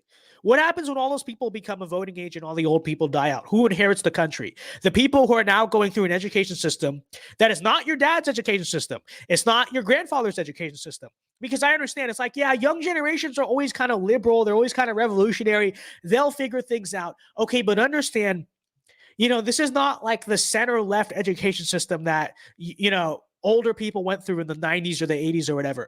What's being taught in the schools now is far more radical, right, than anything you've seen before. And so I will say, and by the way, in many ways, like this whole concept of, well, they're just going to grow out of it when they enter the real world. How? Because the entire corporate world shills for the same agenda. How? The corporate world is doing the whole safe space thing too. The LGBT stuff, the gender stuff, the race stuff, the just general kowtowing to social leftism. It's like, at what point are they going to grow up? Well, once they get out of college and work for corporate America, really the same corporate. So let's just establish there is no point if you don't like change them while they're young. There's no point at which these people are going to snap out of it. Okay, maybe they'll become a little bit moderate as they become older. Understand they will still be very hard to the left because that's how they were raised all their life. Okay, so that's number one. It's going to take someone literally seizing the institution of the education system and rapidly hijacking it to fix the situation, okay? Which, only a very solid culture warrior Republican even has the ability to hypothetically do, Some Republican who comes along and is like, no, we're just going to focus on taxes. Yeah, then you're screwing over the country. You lose the country. Because again, you don't get control of this situation in the education system over the next decade or two. It's done. It's done. The numbers are not on your side. So that's number one. Number two is the immigration situation. right? If we don't get control of the legal and illegal immigration system, we understand that. I mean, we understand what the utility of immigration is for the left. They're literally, like I said, importing not just a political base, but also a cultural base, basically, that will, overtake America, totally change the face of America in a way that is very helpful to the left and helpful to the Democratic Party, etc. Again, once everyone is here, what are you going to do? Like, what are you going to do? Right. So again, you have to stop. So the point being, you have to stop this stuff. It's already started, but you have to stop this stuff before it continues. You allow this to continue in 2040, 2050. We're not going to be able to stand there at that time and say, okay, well, now maybe it's time to fix this. It's done. You can't win the election. You can't win the culture. You've been effectively pushed. Like, it's over. It's over. And so with that being said, when it comes to a Republican approach to power, it's going to take Trumpism at the federal level on steroids, DeSantisism at the state level on steroids. Anything short of that, you don't win, okay? Yeah, you might win elections. You might do better in the suburbs. The country's done. Politics as usual, you keep doing that, you're going to lose this country, and it's not going to come back. So with that said, the GOP of people like Mitch McConnell, of John Cornyn, it needs to be buried. There's no other excuse for it. Spare me this lecture about how, well, if we did it your way, we'd lose the Senate majority. First of all, no, we wouldn't. Secondly, if we maintain the Senate majority with these people in power, it makes no difference in the end. It really doesn't, because the country's screwed anyway. If anything, at that point, maybe we should just make the collapse happen sooner, so that way when it all does come crashing down, maybe we'll have more time in our lives, basically, to try to salvage it, to try to rebuild the utter collapse, the utter fall of the Babylon that is America. Maybe at that point it's actually better. But I'm not saying that. I'm not saying let the system collapse. What I'm saying is, without a serious Republican Party and a serious conservative movement, and a serious one coming in the next few years, not 2040, 2050, you're done. You're screwed. It's true. It's over. It really is. So, don't let anyone tell you that the GOP's problem is that they're too extreme. No, that should be the point of the GOP. By the way, it's not, but that needs to be the utility of the GOP. Okay, it really does. Okay, if they're not calling you a threat to democracy, which obviously means a threat to the current established neoliberal order, then you're not doing anything right. You're really not. So,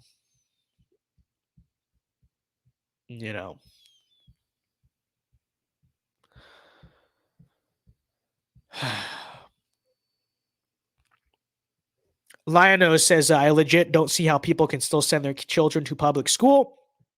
Stop using your children as test experiments to hold the line. This is so true.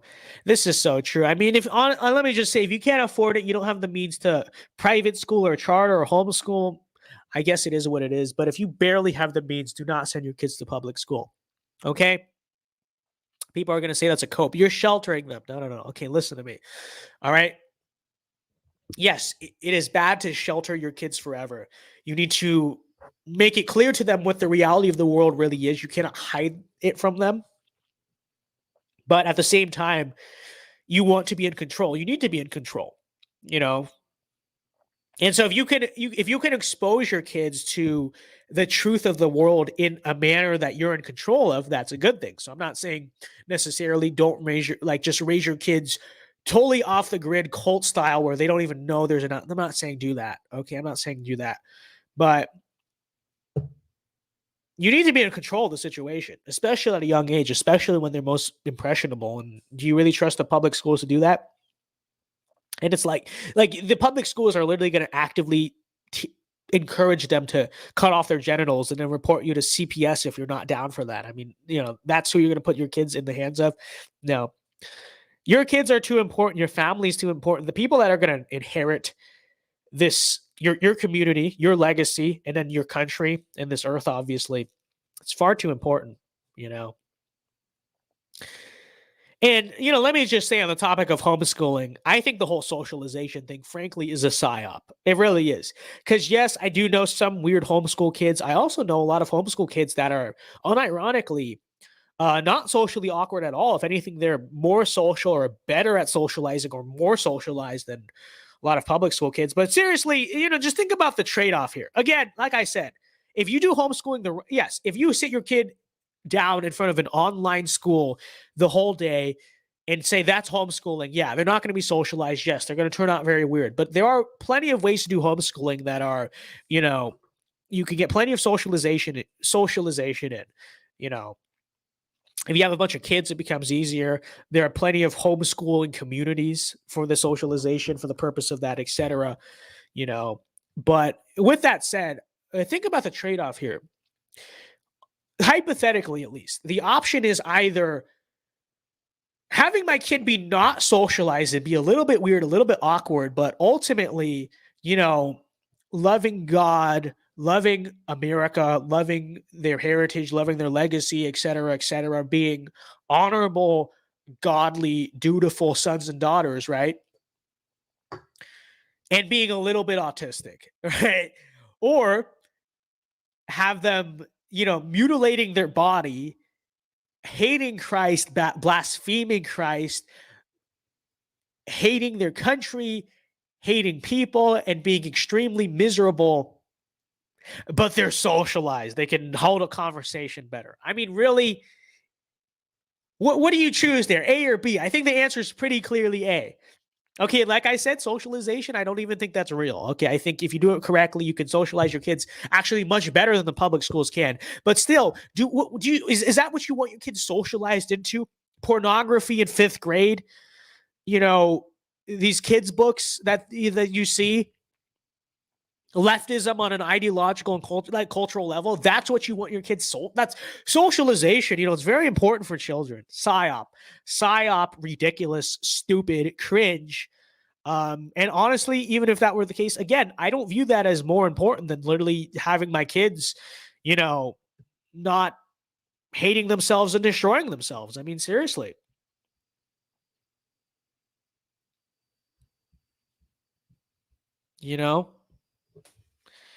It's okay to be a little autistic if you are based.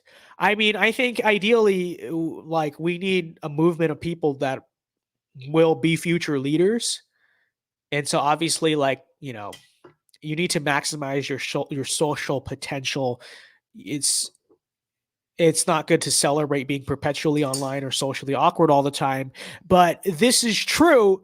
I would much rather have a kid who's a little bit sheltered, a little bit socially just quiet or shy than I would a kid who's very talkative and literally blue-haired and androgynous. It's so true. It's so true. Like, I think that's a very easy choice to make if I'm being realistic about it, okay? So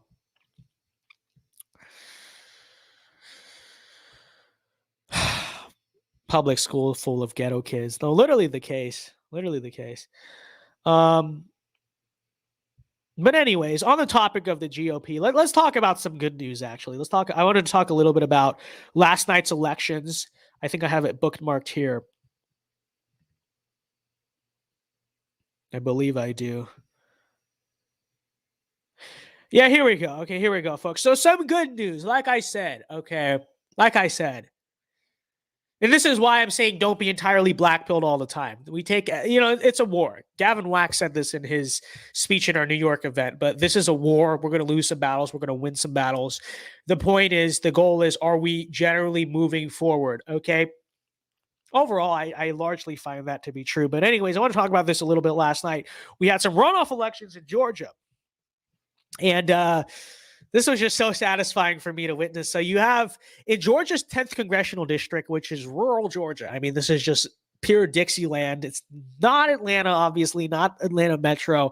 Very red district. We have Mike Collins. So he won in a landslide last night. I don't know the final margin, but last I checked, he was up by like 60%. It's probably a little bit less now. But you have Mike Collins, who is just based. I mean, he's incredibly solid on the issues. He's very socially conservative. He's very big on Christianity. I would assume he's a Southern Baptist. I don't know his denomination. He seems like he is. Epic guy, America first. Very cool Southern accent, by the way. Okay. Fits in well with the district, I have to say. And he's a trucking executive. So really, honestly, it adds to like the blue collar caucus, because this guy, you can see him behind the truck. He's big in the trucking business in that local area. So you want to talk about like, obviously middle America, obviously like there's kind of like this cultural aspect to the Trump movement there. But you want to talk about a culturally and politically, obviously Trumpist guy. It is Mike Collins, literally a trucker. Okay, literally a trucker, literally the industry that's being threatened by automation and by, the automation and the post-industrialization of society, et cetera, et cetera. Total blue-collar guy, total epic Southern accent, and very solid on the issues. So he won last night in a landslide in the runoff against Vernon Jones. Okay. By the way, let me just say, I think it was incredible to witness, especially for the Overton window, that this happened, because you'll remember Vernon Jones as the kind of like walk away whole, I'm black and I'm Republican and I used to be a Democrat, but now I'm not because Trump did criminal justice reform and he's the least racist president ever, this and that. This whole just like, I call them woke conservatives. That's what it used to be. But, in 2020, we saw this whole kind of idea. Very similar, actually, I'd say in principle, very similar to the gun thing, which is like, if we counter their identity politics with our own version of their same identity politics, if we promote things like criminal justice, hey, but the left always says they're going to do criminal justice reform, but we did criminal justice reform, and we're cool for that. Or the Tim Scott police reform thing. The left always talks about police reform, but we did the police reform. See, vote for us, guys, and let's have a bunch of like, criminal justice reform people speak at the RNC. And Vernon Jones was a big part of this grift. The Kim Klacik grift, too, is like, well, yes, okay, inner city Baltimore is broken, but this whole idea of, well, we're going to run as these conservative pro-Trump Republicans and we're going to fix Baltimore. And it's like, no, you're going to lose the election by like 40%. But that whole grift, we've talked about this grift before. Okay, we've talked about how it didn't work. And in many ways, it actually hurt the Republican Party in 2020 because it took away vital resources that needed to be dedicated towards other places, other demographic groups. People don't want to talk about this, but the actual white working class that demographically speaking forms the core of Trump's base, other things aside in 2020, again, if he just gained a few more points with that election on the map, again, other things aside, looks a lot different. Okay. Let me just say that. But instead, what was the focus? This is like delusional idea that we're going to win the black vote by being woke on the issues. Anyways, long story short, Vernon Jones was a big part of that grift. Okay. Now, I think what you started to see in 2021 was kind of this counter movement against these people. I'm glad to say that, honestly, in some ways, I could say I was a very vocal figure in this as a part of this. Okay. I made a very big deal out of this in early 2021, There were a lot of other people who did it, obviously, as well. Rep was another kind of big factor in this, but there's kind of like this counter pushback. And, Kim Klacik kind of got outed as a grifter, et cetera, et cetera. But I would really say in this race, Vernon Jones was like the last stand of, this ideology, I guess you could say. It's not even an ideology. It's just a grift, right? It's this whole like, I'm black and I'm Republican. I have no substance on the issues, which Vernon Jones does not. But black Republican walked away from the Democratic Party. Very suspicious, the whole story there, by the way. And he's a very suspicious character overall.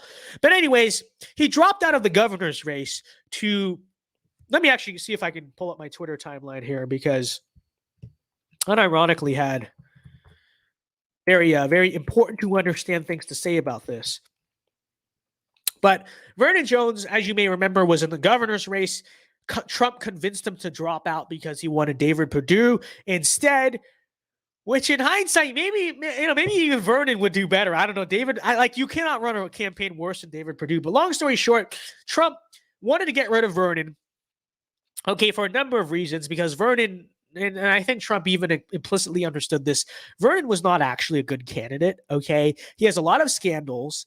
He's allegedly a rapist. And even if he's not, it's like, here's a guy who has no family. He's like 60 years old. He has no family, no kids, you know, a very degenerate past life. It's just a lot of questions there. Anyways, let me see if I can pull up the tweet regarding this. So,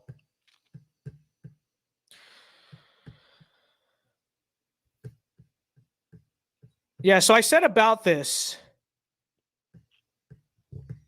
Let me find the first tweet. Yeah. Actually, I don't know if it's this one. Okay, yeah, here it is. So I said, ecstatic to see Mike Collins defeat low IQ Democrat grifter from DeKalb County, by the way, Vernon Jones, by overwhelming margins. Like I said, Mike Collins is a real conservative who honors God, family, work, and nation. Very important to understand. And this is why I was very white pilling to see, was that Mike was very substantive on these issues. One way you know this is because he signed the APP pledge, right? The American Principles Pledge. And basically what that is long story short, is a vow that families matter. See, the conservative politicians, you notice, who signed this basically implicitly are recognizing families matter. We need pro-family policy. Without families, there is no conservatism, right? And I said before, Mike Collins signs this because he understands what it means to be a conservative. Vernon Jones, and by the way, Mike Collins has a family of his own. He has a very beautiful family, right? Vernon Jones is like 60 years old, no kids, no family. He does not sign the APP pledge. He would not do it. Why? Because he has no understanding of what it means to be a conservative, right? To these people, conservatism is literally just like shill for criminal justice reform and talk about walk away or whatever, etc. But anyways, long story short, the reason why I say it was white pilling was because it really was the last stand of this grift, the last stand of this grift of zero substance whatsoever. And so I said in the second tweet, I said,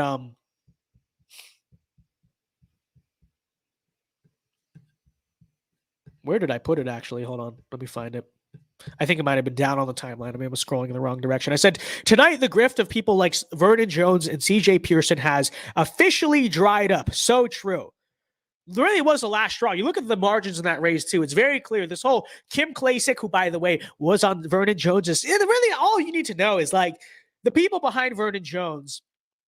Okay, I understand Trump endorsed him literally just to get out of the governor's race. Like, it was literally a moral compromise Trump decided he had to make. Okay, so like, I don't even necessarily blame Trump for endorsing the guy, because it's just like, whatever, right? But anyways, you had Kim Klacik behind him. You had CJ Pearson, who is just not conservative. I mean, this guy has shilled for the the jab thingy. I'm not going to say more than that. He shilled for the jab, shilled for George Floyd, for Juneteenth.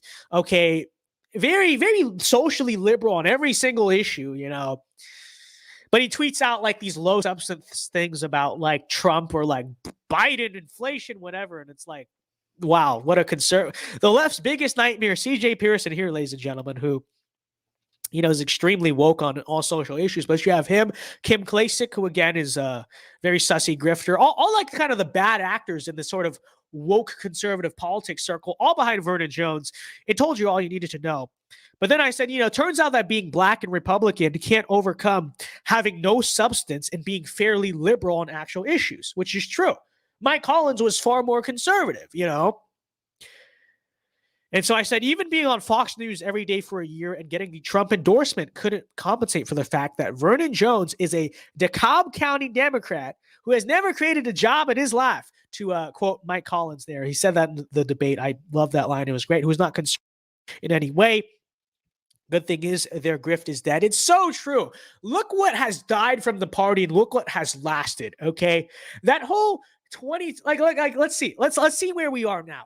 Okay.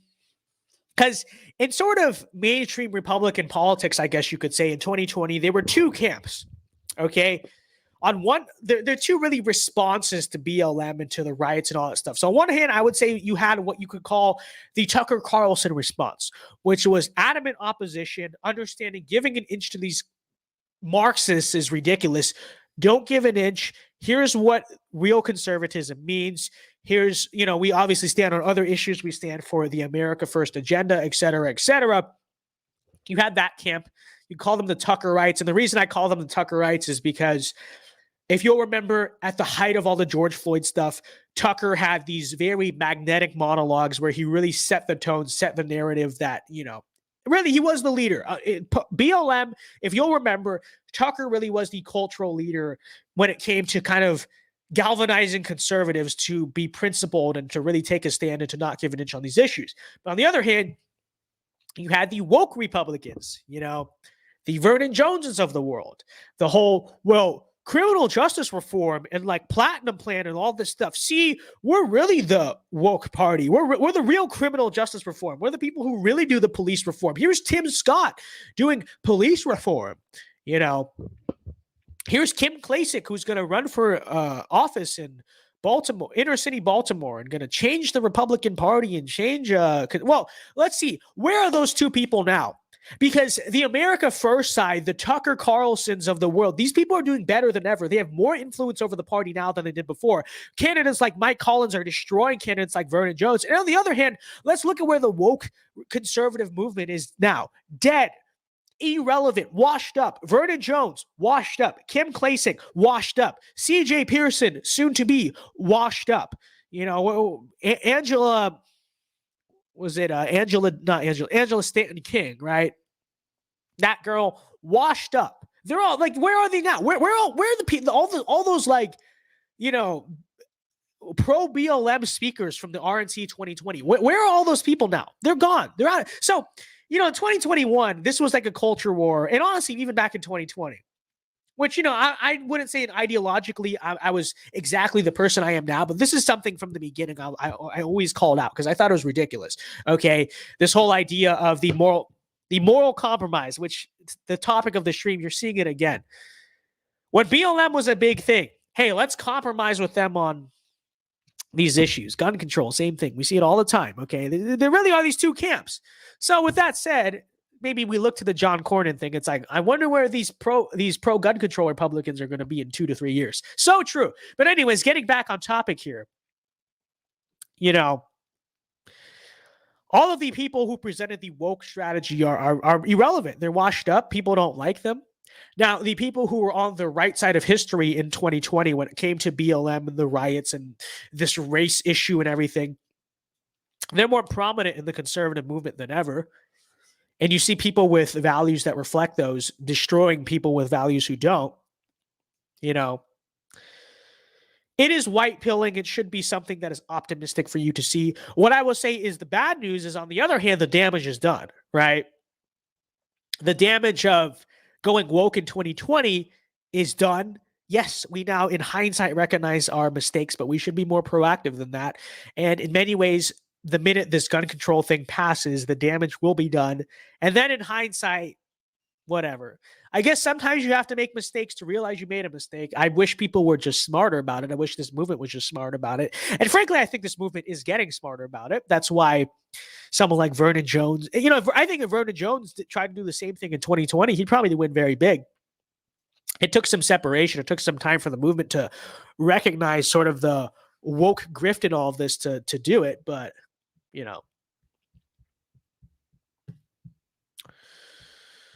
anyways, with that said, it was optimistic. You have Rich McCormick. That was another good victory. Kind of a similar situation.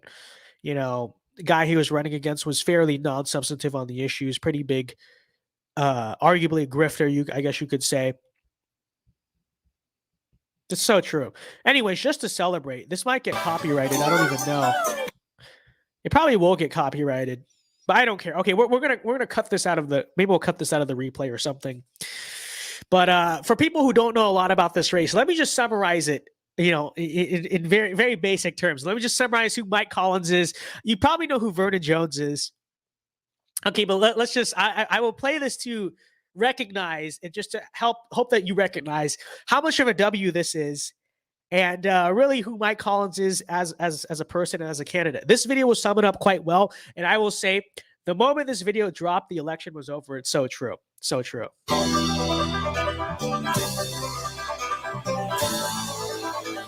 What a king. He's pounding down, putting up and trucking. Are we gonna do what they say can be done? We've got a long way to go, a short time to get there. So true. Vernon Jones could never. I'll tell you about Vernon Jones. He doesn't care about you. He doesn't care about your family. He's never created a job in his life. He is a corrupt career politician and a DeKalb County Democrat. He's pounding down, putting up and trucking. Are we gonna do what they say can be done? We've got a long way to go, a short time to get there. And he's not just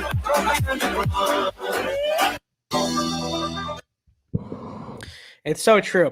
Okay, so firstly, let me just say the optics of Mike Collins. They just can't get better, especially for his district. You know, I think the optics of having a Republican congressman who comes from the trucking industry, comes from a blue-collar industry, actually, I think it goes beyond optics. I think there's a substantive side of it, too. Like, you know, these people really are the core of the Trump base. They are the forgotten men and women of America. Here's someone who represents them, comes from them. I think that's very important. But on the, you know, at the same time, he's just a king, isn't he? You know, let me tell you about Vernon Jones. Scott is a corrupt DeKalb County Democrat. So true. So true. But, and the music is based. It's so true. The Smokey and the Bandit theme song. What a brilliant use of it's just a work of art. It truly is. Based ad. I don't even think it was made by like a fan of his, because I don't think you're allowed to actually use the music in like your official campaign ads. But what a king. What a king. Okay.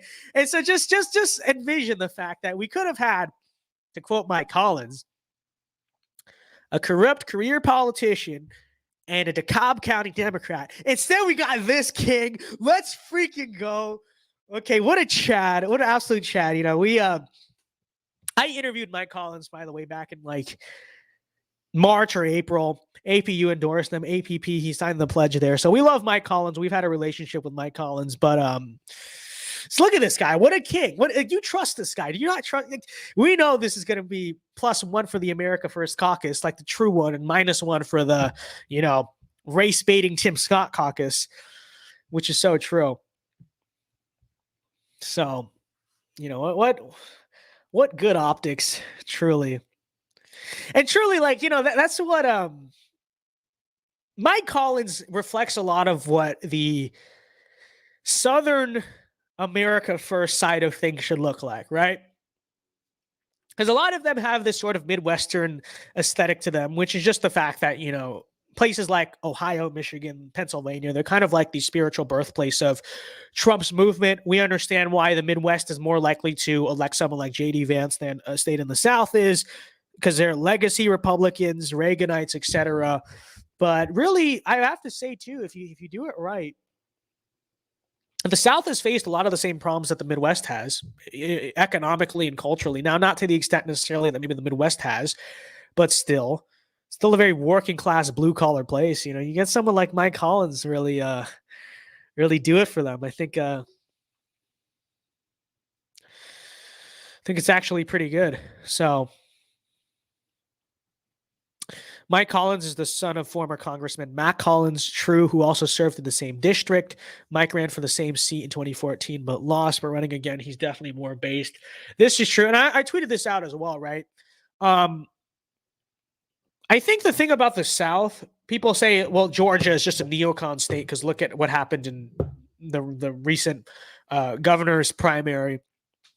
And it's like, I think what people need to understand is, but at the same time, you have like Mike Collins, who was ideologically to the right of Vernon Jones. He destroyed Vernon Jones. I think a state like Georgia and a lot of these southern states, actually, I'll say more so Georgia, because you see a lot of southern states right now actively overthrowing basically their entrenched GOP establishment. It's happening in Mississippi. It's happening in Arkansas. It's kind of happening in Texas even. You know, I know Greg Abbott, you know, won in the primary, but you look like down ballot, it's happening in Texas. It's happening in a lot of places. But Georgia specifically, I'll say that you could even argue it's happening in Florida. You could argue that too. But like, I think the thing about Georgia and Georgia voters is it's just a matter of legacy, right?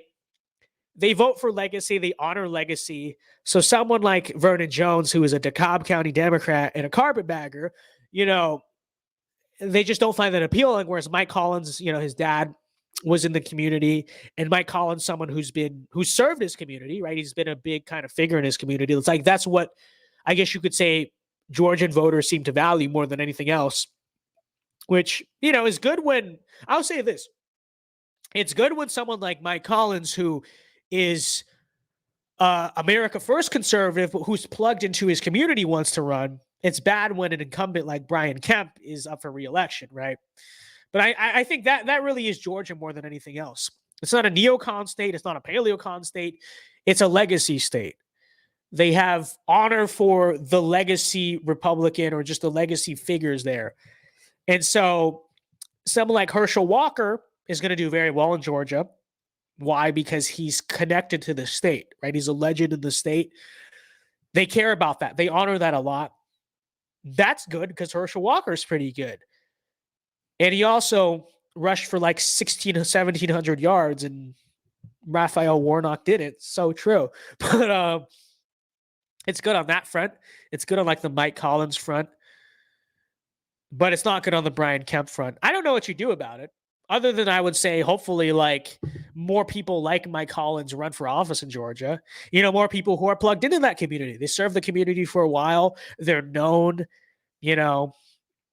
I think if people who do that more, like, you can run the best campaign on the best issues.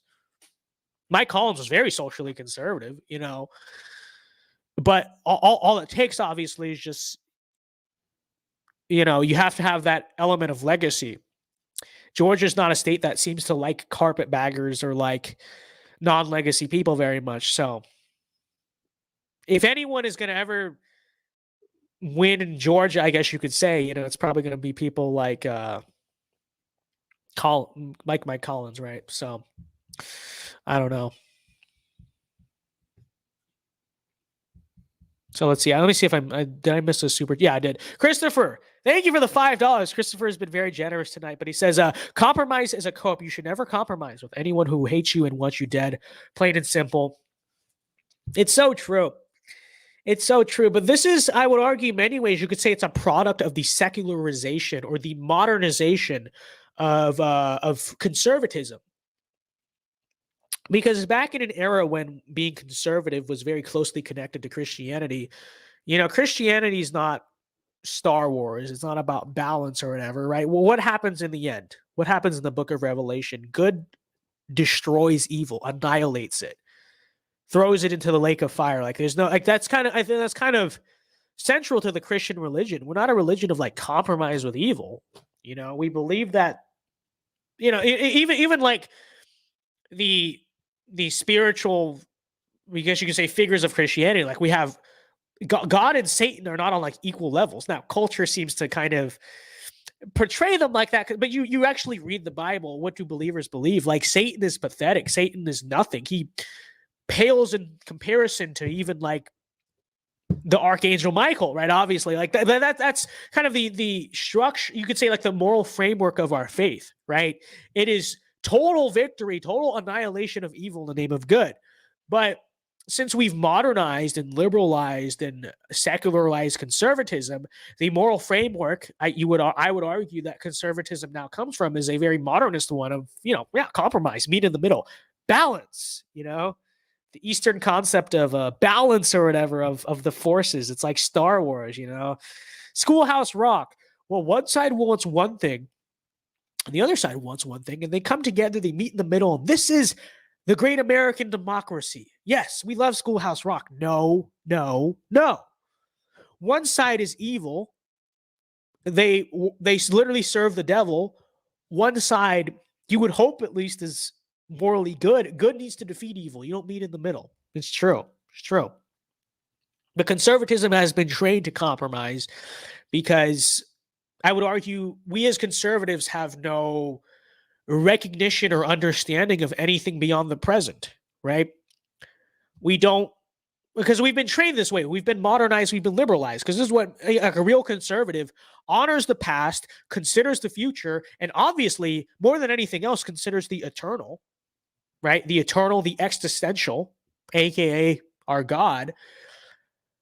But when because we've been liberalized, because we've been trained in many ways on a philosophical level to think like the liberals, the only thing we think of is the present. And as a result of that, it's largely, in many ways, you could argue, a drive for all of this this compromise. So it's true.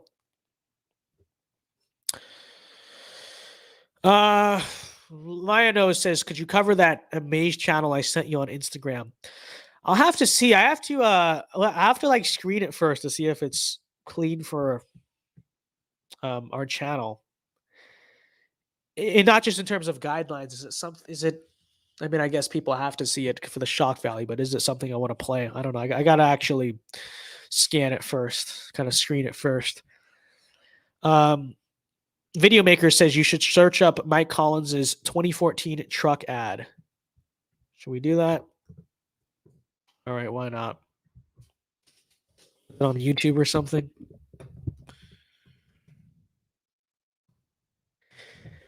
Let me tell you about Vernon Jones. He don't care about you. He don't care about your family. He's a corrupt career politician and a DeKalb County Democrat. Is this it? I don't know what it. I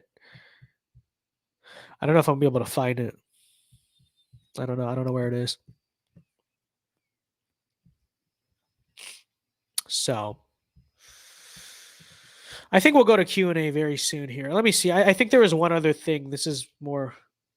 Do I even have it bookmarked? I don't. Okay, whatever. All right. Well, we've been streaming. We've been talking about stuff for an hour, 50 minutes. So we'll open the Q&A. We'll open the floor to hang out. We'll chat for an hour or so, and then we'll call it a night. So let's do that. Okay, Georgia, especially in those Atlanta suburbs, think they're the aristocracy of the South. This is true. Georgians, in many ways, do think they're better than everyone else. But it is true. And you could argue that's part of the reason why Georgia is so like loyal to political establishments. They literally think they're the aristocracy of the South. That's a good take. It's true. It's true. Randall Brock says, can we start a based conservative movie night? If we could do so without getting DMCA'd, then yes. I don't know if that's going to be a possibility, though.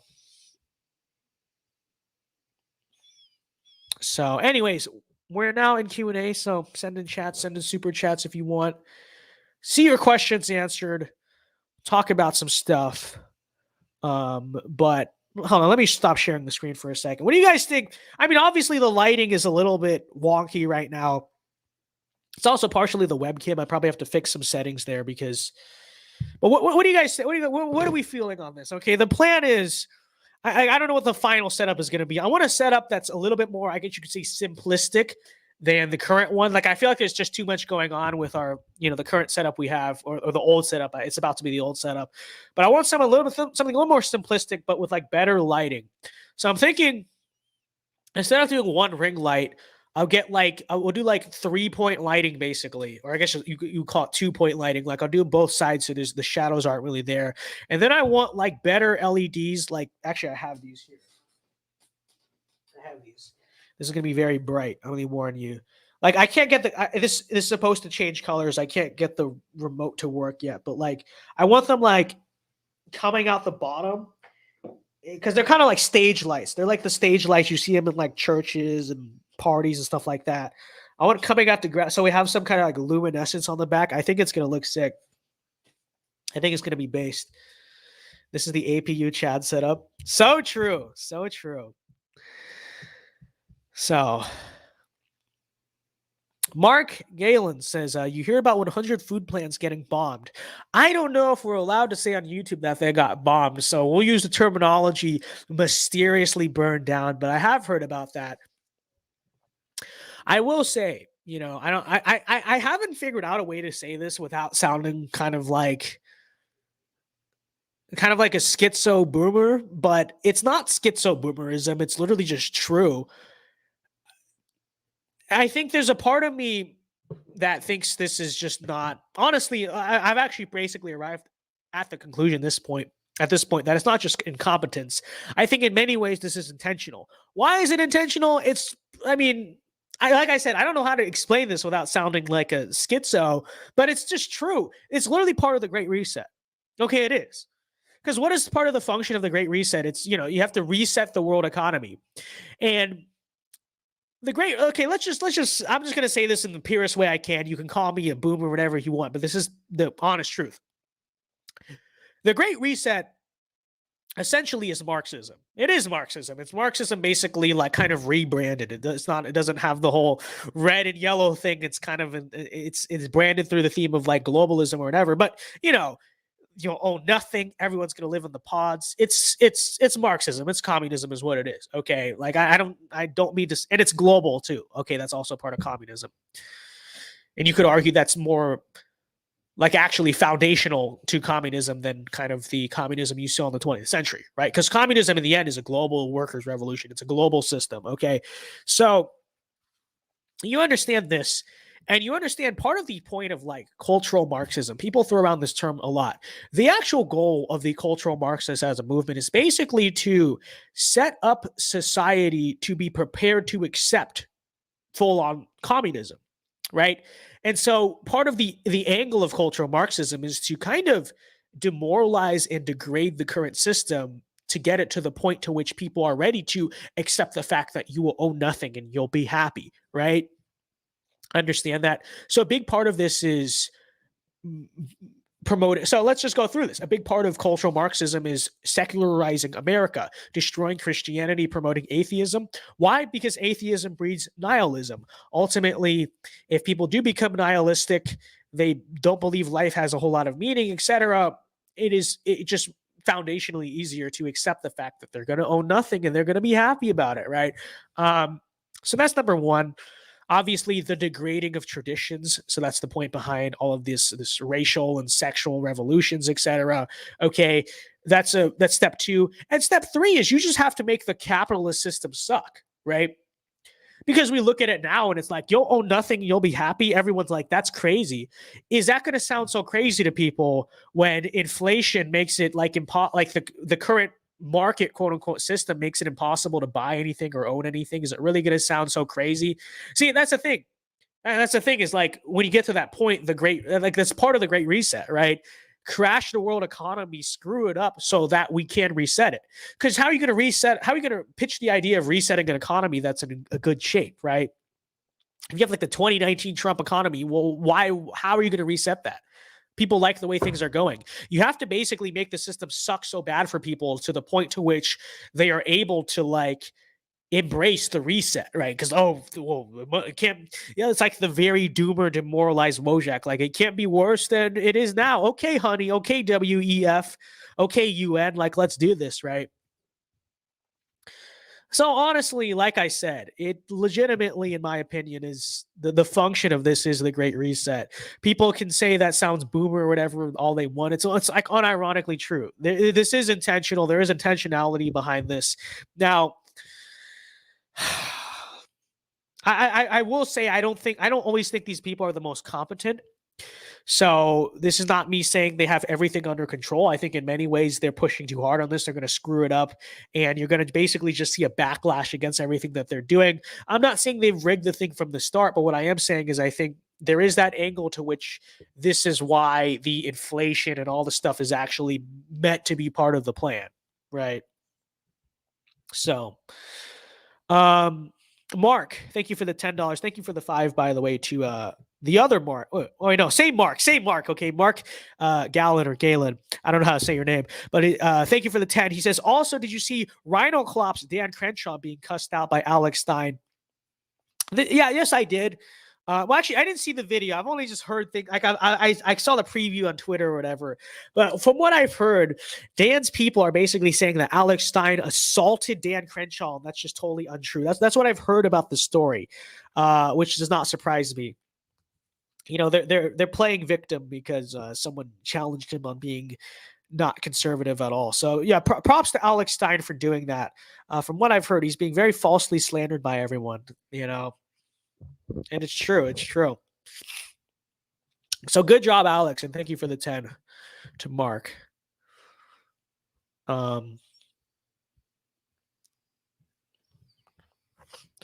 Randall says, at Vince Now, who's your favorite congressman? At the current moment, it's Gosar. Post 2022 election, it might end up being someone like Michael Cassidy if he wins. Michael Cassidy's great, by the way, or someone like a Sabatini. Currently, it's Gosar, though. Vince, you should check out this 2014 ad Mike Collins ad out. This is what I was talking about. I'm not going to be able to copy paste that, though, is the problem. Like, I don't think, can I do it on StreamYard? Yeah, I can't copy paste the link. So, Eye Patch McCain is a soft B word. So true. Actually, he's not soft. I don't think he's soft at all. I actually think Dan actually has a fair degree of fortitude. It's just fortitude for neoconservatism, because I do have to say he's actually bold in some ways. Because a lot of these guys are kind of quiet. They have a terrible voting record, but they don't want to make it. No, Dan Crenshaw will get up here on these podcasts. So get up here on Twitter and like openly attack the Trump base and ultimately like make fun of us and ridicule us and openly signal that he's a neocon to the whole world. So I do have to say, I don't think he's soft. I think he's literally just crooked. He's just evil. He's just, in many ways, you could argue he's one of like the boldest, most vocal neocons that there is. It's true. I don't know if he's soft. I really don't. I think he has guts. I think he's just evil. So true. Because it does, for any Republican, it does take some guts to do what Dan Crenshaw does, which is literally just get out there and just attack Trump supporters. And he does this on Twitter. So what are your thoughts on Klaus Schwab? Is that how you say it? I always see this name written. I don't think I've ever heard it said. From the World Economic Forum. I do believe he's pulling a lot of strings behind the global reset. Well, look at the people. You notice how the World Economic Forum always has the backing of like the billionaires of the world, right? The Soros, the Zuckerbergs, all these people, the Gates, obviously. And so, yeah, I absolutely think that, people with not just Klaus, obviously he's one of them, but yeah, a lot of very powerful rich people. I mean, why is Bill Gates buying up so much farmland? I mean, it's very transparent what's going on here. Look at BlackRock, look at all this stuff. Yeah, very powerful people are behind this. They are doing it. They are pulling the strings of the global reset. I think it's true. So, Red Eagle says, has Vince Dow started lifting yet? Vince Dow actually never fully stopped lifting, but Vince Dow is working on being more consistent about it, is the answer. But thank you for the super chats, guys.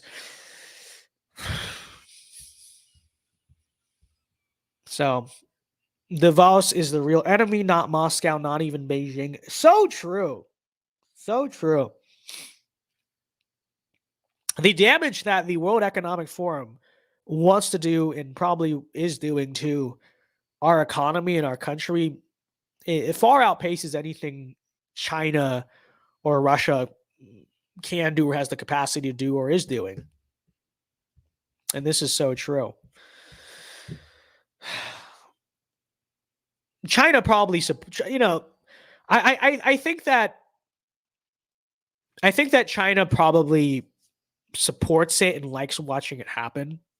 They just want to see a rival crash and burn. So yeah, they do probably fund or support BLM and like Marxist movements in the World Economic Forum. But I think in many ways, they're not the primary agent promoting this evil onto our society. They're not. They probably like watching it happen because it's like, well, here's this country literally tearing itself down. But, Mark for 10. Thank you for another 10, by the way. Very generous tonight. Thank you, Mark, for the support. He says, Rhino Klopp's got bigger balls than Lindsey Graham's of the world. That's for sure. Oh, I agree. Ironically, I think he's more transparent, I think Lindsey, by the way, is becoming more transparent about it. But, I think Lindsey is much more careful when it comes to the counter signaling of Trump than Dan is. Dan's very honest. You got to give him that. I don't think he very much hides it. He doesn't hide how much of a fraud he is. He spits in your face. He's bold. He's bold. You know why? Because he thinks he can get away with it. Maybe next primary cycle we need to send him a message. I don't know, but that's what he thinks. He thinks he can get away with it. Noah says we could use a Discord. Someone has to build it. Someone has to build it because and we could do a members Discord. I don't want to do a public Discord again. We could do a members. I was thinking of doing that for the members, but I don't know who's I don't know how Discord works. Okay, I really don't. I don't use it.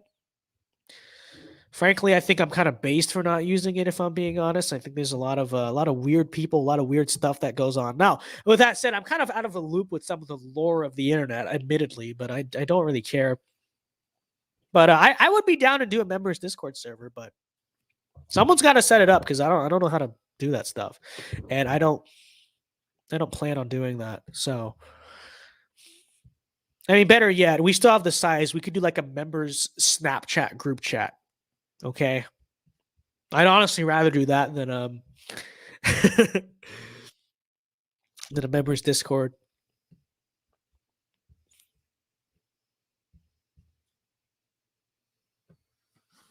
Members movie night on Discord. That we could do that. We could do that. If we make this Discord, that is. I don't know who's gonna make it. I'm not making it. I don't make it. I don't know who can make it. So if someone wants to volunteer to do it, then I'll think about it. You know. Discords are always infiltrated by feds and leftists. I know. That's why I'm saying we're not doing a public one. So maybe we can do a members one or something, but you know, I don't need feds and journalists and leftards infiltrating the Discord and reporting it or, you know, trying to say whatever. Elite Mythical says, have you watched Top Gun Maverick? Yes, I have. Yes, I have. No spoiler. Okay, GB has not seen it, so we're not going to spoil it. But yeah, I thoroughly enjoyed it. I have to say, I was a bit of a menace to. I saw the movie in Ocala, or Ocala. I guess it's Ocala because I always say Ocala because that's how I say my A's. It's technically Ocala, right? And regardless, I was a bit of a menace to the streets of that town that night after I saw the movie. Okay, I have to say, I feel like every guy has done that. You know, it's like you think your car is an F-18, you start playing the Top Gun theme song or Danger Zone. In GTA, of course, we're talking about GTA Online. Okay, in real life, I always drive the speed limit. This is true. Never have gone a mile per hour over the speed limit. Okay, so true. But anyways, yeah, it was. I thoroughly enjoyed that movie. Jackson, who is the person whose apartment I'm moving into, I guess it's technically a condo, but like he has an empty bedroom. The person he was going to rent it out to never ended up coming here. So Jackson, who you're going to meet very soon, he's part of APU. He has not made content. He's going to start making content. Okay. But it's so funny because me and Jackson are actually Maverick and Goose, like the original Maverick and Goose, not the son or whatever. It's so true. It's so true. Okay, in just so many ways. Maybe we'll discuss this sometime. We will explain this, but he's taller than me. He has the facial hair. Okay, he's like the co-pilot, right? Because when we drove to New York, we did my car. I did probably about 75% of the driving. So he's like the co-pilot. We're Maverick and Goose. It's so true. We're Maverick and Goose. I don't know Jackson yet, but he seems based. I followed him back on Twitter. Yeah, he's gonna start making content soon. So I will announce when he starts doing that. I'll, have you guys all subscribe to him. Definitely go sub to him when you do, because if we can get his channel blowing up and him making content, it's like the first shell of a hype house, of a content house for the boys. It'll be based. So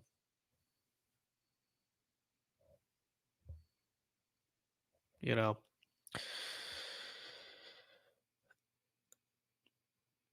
All right. Anyways, Jackson already follows me on Twitter. Epic. Type up Mike Collins Van Dam ad on YouTube. Okay. Mike Collins Van Dam ad. Rep has to make the pilgrimage to Florida. It's so true. Oh, I've seen this one. This is where he's like standing on the let me share the screen. This is great. I know what you're talking about. Starting a trucking business, I've had my ups and downs, my fair share of bumpy roads and heavy winds. That's what's made me what I am today. Now I stand here before you. What you see is a small businessman confronted with Obamacare, a disastrous government plan that defies So the true. laws of market, and a mindset that government knows better. Based. What a kid. This is our guy.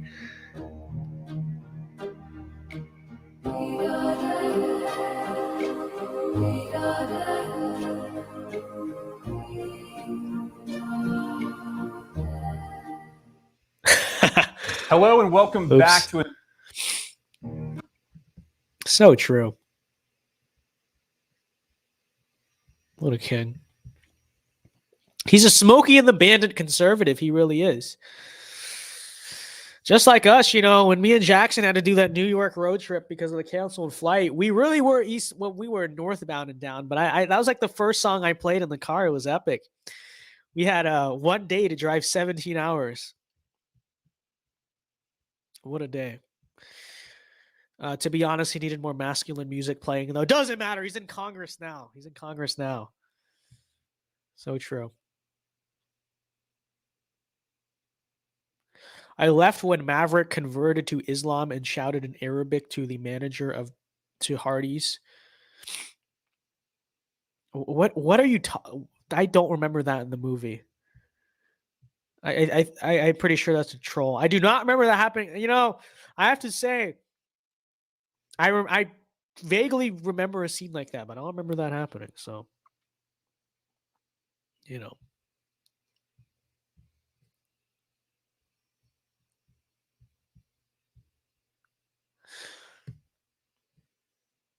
We're making up fake spoilers so we don't get banned. Oh, I see. I see. Yeah. Matt Heilman says can you point out Nebraska on a map tonight? Very funny. Very funny. Very funny. I will not give you the satisfaction. I really will not. I really will not. So, speaking of that, there's a meme from Lionel's Romans 5:8 that we have to I have to give some acknowledgement to because it was what's his Instagram? Let me see if it's still on my story actually. Okay. Really? Oh my gosh. All right. Never mind. Let me see if I have it screenshotted. Maybe I do. This is an L. I just wanted to show a funny meme on the screen, and we can't even do that.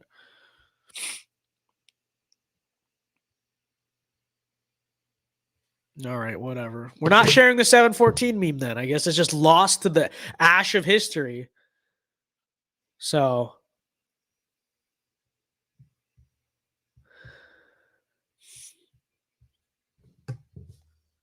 can't believe I'm watching it. Okay, Matt. Okay, Matt. Hey, Matt. Okay, you know, let's turn this on. Let's turn it on Matt Heilman's head for a little bit, okay? Why is Matt Heilman backing and supporting the live chat and you know, receiving political help and advice from a Reason TV asset, huh? Reason TV had exposed in the North Dakota state legislature. So true. So true. We're going to expose. We must take down libertarian fraud, Matt Heilman from the North Dakota state legislature for for watching VinceDao, who is a known agent of Reason TV. It's so true. It's so true. You see how this falls on its face? See how this falls? Now that you are going to the State House, Matt, it really is something that can be used against you. So I'd be careful with the Reason TV thing. I really would. I really would. It's the double-edged sword. Matt Heilman forgets this. Matt Heilman truly forgets this. It's true. Okay, I found the meme. I found the meme. Let's go. There you go. So true. Shout out to Romans 5:8 for this meme, by the way. But I'm not even going to explain it. We're just going to show this on the screen. This is unironically very interesting. I won't even say it's funny. I think there's a real connection here. I am Richard Nixon, except unlike Richard Nixon, I'm not leaving. Okay, I'm going to finish the job. It's so true. But you look at this. Okay, so Gerald Ford was born on July 14th. He was born on 7/14. Gerald Ford, of course, as we know, replaced President Nixon due to an audio scandal, aka Watergate. VinceDao also had an audio scandal. Richard Nixon resigned due to audio scandal. Both me and Richard Nixon were born in California. I believe, where was Richard Nixon born? Yorba Linda. So he's born in Southern California, just like me. Now, I don't know where Nebraska is because we did that map test one time and I couldn't find Nebraska on the map. Interestingly enough, Gerald Ford is also born in Nebraska. These are all true. These are all true. So it's very interesting stuff. Big numbers. I don't know what to make of this. All I know is that, it's true. There's a real connection here. There's a real connection here. Okay. Watergate does not bother me. Does your conscience bother you? Tell the truth. So true. Sweet home Alabama. Where the skies are so blue. And I heard Mr. Neil Young sing about her. And I heard old Neil put her down. Well, I think Neil Young should remember. A Southern man don't need him around anyhow. So true. So true. Weren't you born in Philadelphia? No. I was conceived in Philadelphia. Okay, I was conceived. So my, parents did that in Philadelphia, but I was born in California. They moved to Southern California basically right before I was born. The 70s suck. This is true, but Leonard Skinner does not suck. Leonard Skinner is like counter-revolutionary 70s, okay? Leonard Skinner is based. Leonard Skinner is unironically one of the most like right-wing bands of the 20th century. Like, this is true. So,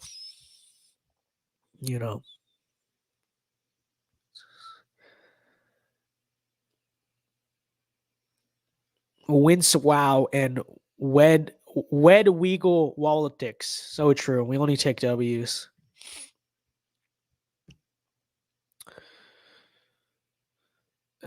Mark, so true, Mark. Thank you for the 5. He says Watergate got nothing on what these lizard people done over the years. Oh, I would argue further than that. I think Watergate was basically a psyop, because Richard Nixon, you look at what happened in the 1960 election, very funny business. A lot of funny business happened there, okay? Same funny business you could argue that happened to Joseph McCarthy, but, and you look at what, really, that was the election that set America down a dark path, because Nixon was not perfect, but JFK and LBJ and the conundrum that happened there. You look at the policy, you look at things like the Immigration Act, the voting stuff, a lot of those social policies really are the things that set America down the path that it is on today. Without LBJ, without JFK, none of this stuff probably would have happened. Nixon would not have caved in that regard. But notice they robbed Nixon in 1960. And then, come 1972, I would make the case Nixon was just trying to make sure that the literal Marxists that he was up against, and he understood that the institutions were controlled by Marxists. He was someone who said this when I guess other people didn't, which maybe is part of the reason why he got so smashed, by the system. But,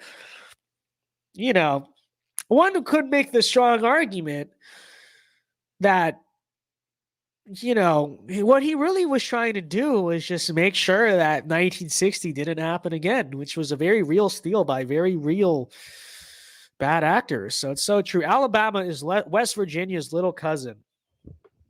I don't know if that's accurate. I feel like if anything, West Virginia is Tennessee's little cousin or the other way around. You could argue either side. Because West Virginia is an Appalachian state. You know, it is mountain music. It is the culture there. West Virginia is not really Alabama-esque. It's not really like Dixieland-esque. It's more like Appalachian-esque. So if anything, you could compare it to Tennessee, maybe the Carolinas. I don't know if it's I don't know if West Virginia has any like connection to like the deep south. I feel like it's more Appalachian, which is not a bad thing. Mountain music is epic. Mountain people are cool, but I don't know if it's really like, you know, if it's like Dixieland, Alabama style, you know.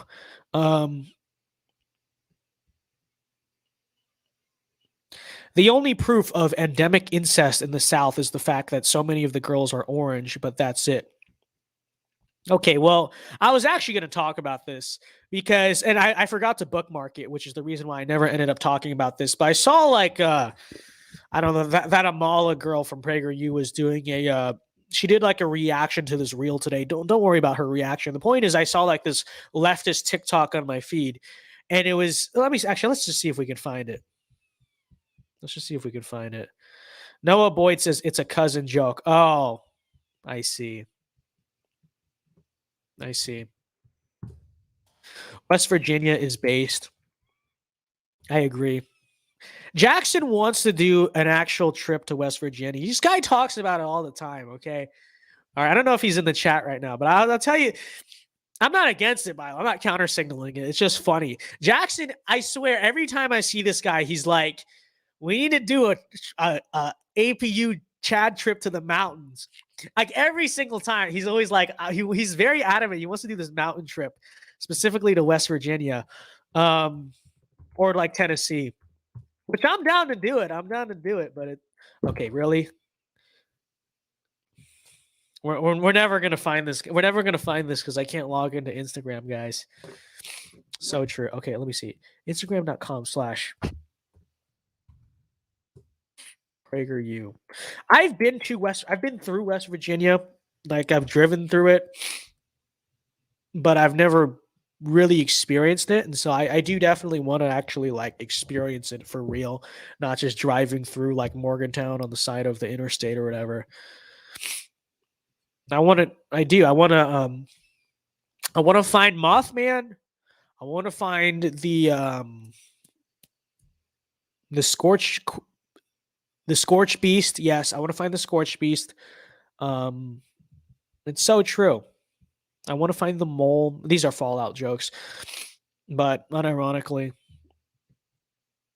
if you go to West Virginia, listen to 16 Tons by Tennessee Ernie Ford or Johnny Cash. Definitely will. Country Roads is a given, but that's a little cliche. I mean, don't overdo it. There's a lot of mountain music. It's true. We gotta bring out the Tyler Childers, the Alabama.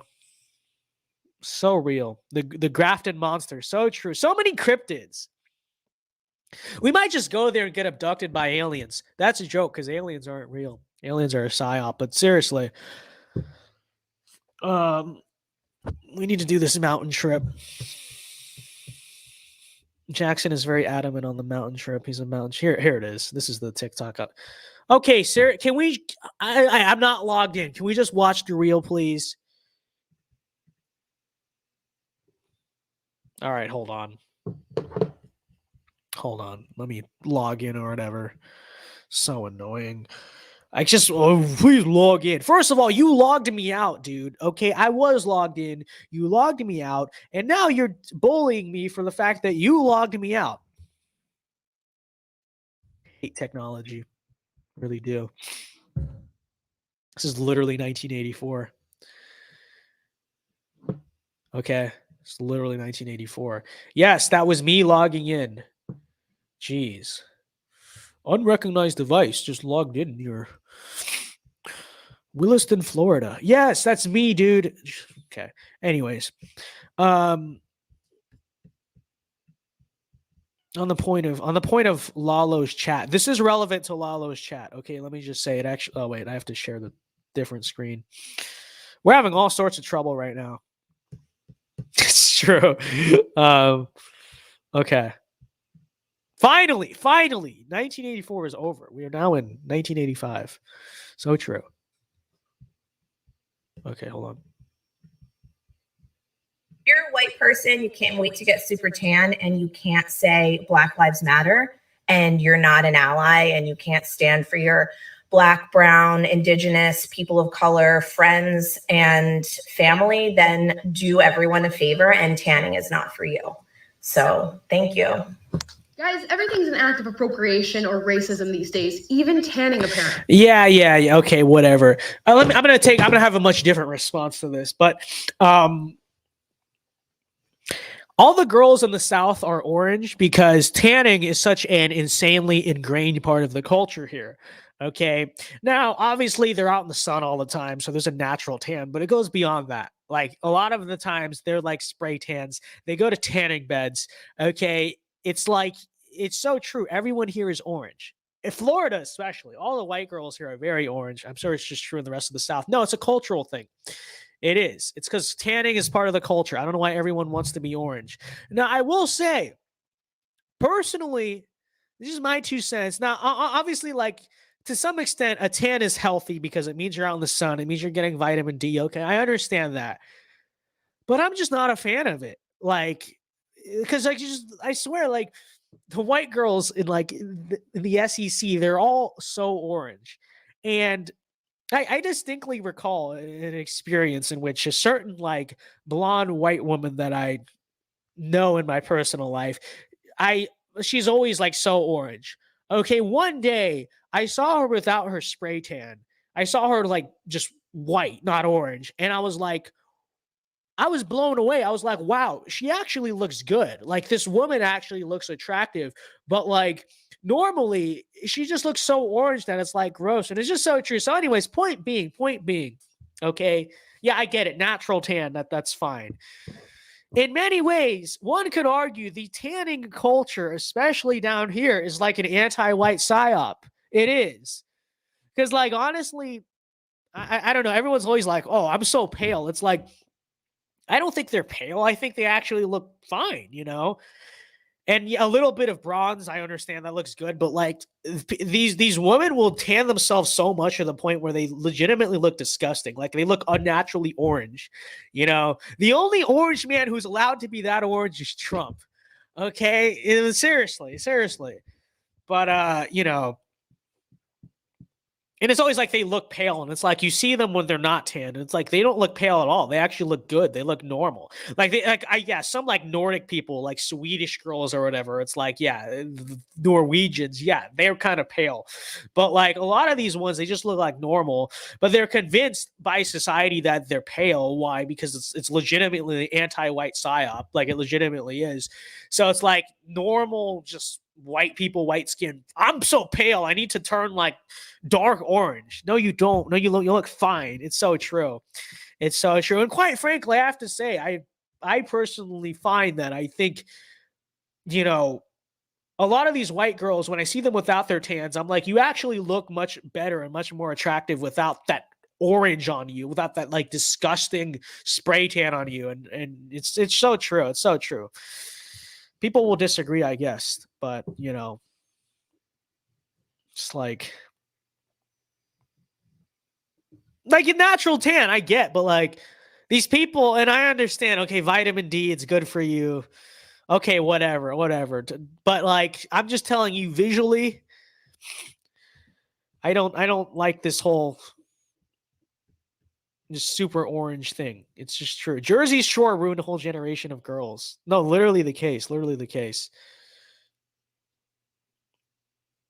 You know, I don't like the orange tan. White girls really envy that Castiza med skin color with a natural tan. Yeah, true, but it doesn't look natural. It doesn't look natural at all. So, You know, there's nothing. Yeah, and it's so true. There's actually nothing wrong with being pale, quote unquote. You know, I don't think they look bad at all. So, you know, I don't know. We have Ava Meadows in chat. So true. She was in the car. She was in the car, ladies and gentlemen. The accomplice, as I said on the other stream, I don't know if everyone was there. Yes, Ava was in the car of the Indian woman that wrecked my car. This is true. So you can ask her all the questions you want. She asks the questions all you want. IRL person, real. And you have so many brown women trying to be white, LMAO. I don't know. I don't know how often you see that. I feel like a lot of times you see like white girls trying to do like the dreads or like the tan more so than the other way around. Jonathan says, "Are you going to prosecute her?" I have since forgiven the incident. Okay. I don't know if I fully. I forgive, but I have not forgotten. I've not forgotten. Okay, I will say that. I will say that. Although I'm not happy about the fact that I had to pay $500 because her stupid friend is just incompetent. Like, this is true. This is true. Okay, I had to pay my deductible. I hate no fault divorce. No fault insurance laws are they're just legitimately idiotic. Okay, I had to pay $500 because some Indian woman who Ava, you know, by the way, Ava's friends are all Indian. I don't know why. I don't know why. She's like all her female friends are all Indian. I don't understand this. I don't understand. I don't know what the deal is there, but one of her Indian friends hits my car and I have to pay $90. I wish I had to pay $90. I had to pay $500 because of that. It's ridiculous. Why can't her insurance or my insurance pay the deductible? I understand if it's like a mutual accident, like you did something, but the other person kind of could have avoided the accident. Parked car. I wasn't even in the car. Just wrecked my car because someone thought the R on the ignition was a D, or on the gear, I should say, was a D. And I had to pay $500 of my own money. It's ridiculous. It's ridiculous. You know, at least she left a note.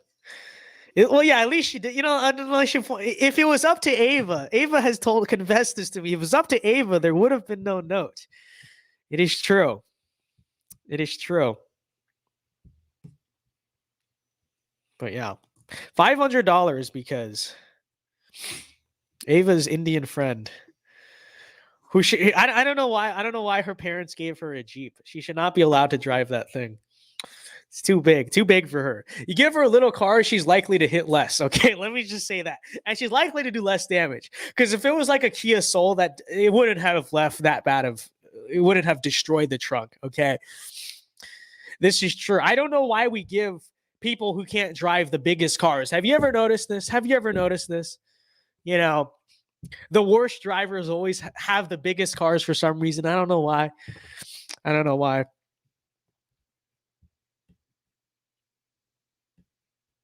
I don't understand girls who have Wranglers and Broncos. I mean, I get that it's a country girl thing or whatever, but I have to say a lot of them don't know how to drive them. They don't. And it's like, you know, if you gave them like a Prius or a subcompact or a Corolla or something, you know, they'd be a little bit easier to avoid as they swerve back and forth, you know, as compared to giving them, you know. So.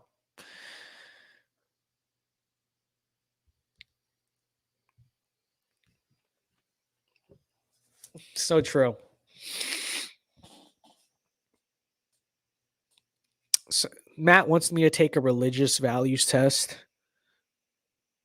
I'll have to preview the test first because I'll have to clarify where I stand on certain questions that I probably don't have We'll do it next stream. We'll do it next stream. Okay. We already have we're already about 2.5 hours. Okay, next stream. Remind me. I promise. I'll take the religious values test. So that test is way too long. Also true. Also true. So Ava says, "Are you scared for a road trip?" Yeah, I have.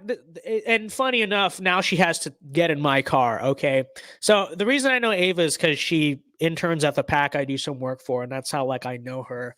And we're helping a campaign in South Florida this weekend, and she unfortunately is going to have to be in my. I'm a little scared. I don't know what's going to happen, because I'm generally a pretty good driver, but. It seems like every car that Ava is in, something happens to it, Stuck in the mud. That's another story that she has. Same Jeep, by the way. Okay, it's like stuck in the mud, destroyed Vince's car. Many such cases of a lot of things. So if everyone would please pray that my car ends up being safe with this silly woman in the passenger seat. We definitely need that. Okay. Because I don't know. I'm a very good driver. We made it to me and Jackson, the boys. We made it to New York and back up I-95 just fine. Never any incident, but the second she is gonna get in my passenger seat, I don't know what happens. I don't know what's gonna happen. So.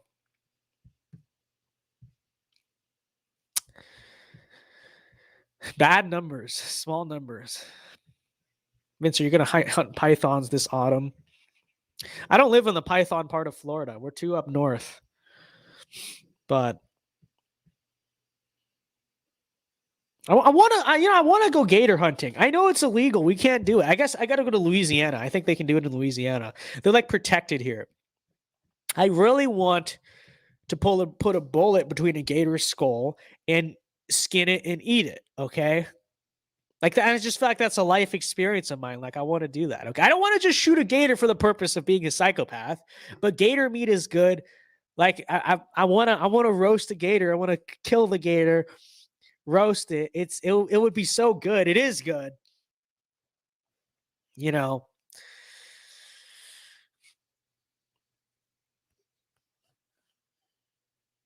just feel like it'd be very fun. Put a 30-06 between the gator's skull right here. Actually, if you're, I don't even know what caliber people use to hunt gators, but gator meat slaps, and I need some new boots. I thought that said boats for a second. My dad has been telling me he's been watching Louisiana Law a lot, and it's funny. They're always going after the illegal shrimpers and stuff. Louisiana, interesting place. And my people, the Vietnamese, they I've heard bad things. They're very invasive. They're like an invasive species on the shrimping industry there, because they come there with their boats and they break rules, both written and both spoken and unspoken. They compete with the natives in the economy there. My people, the Vietnamese, messing around with the shrimping industry a lot. So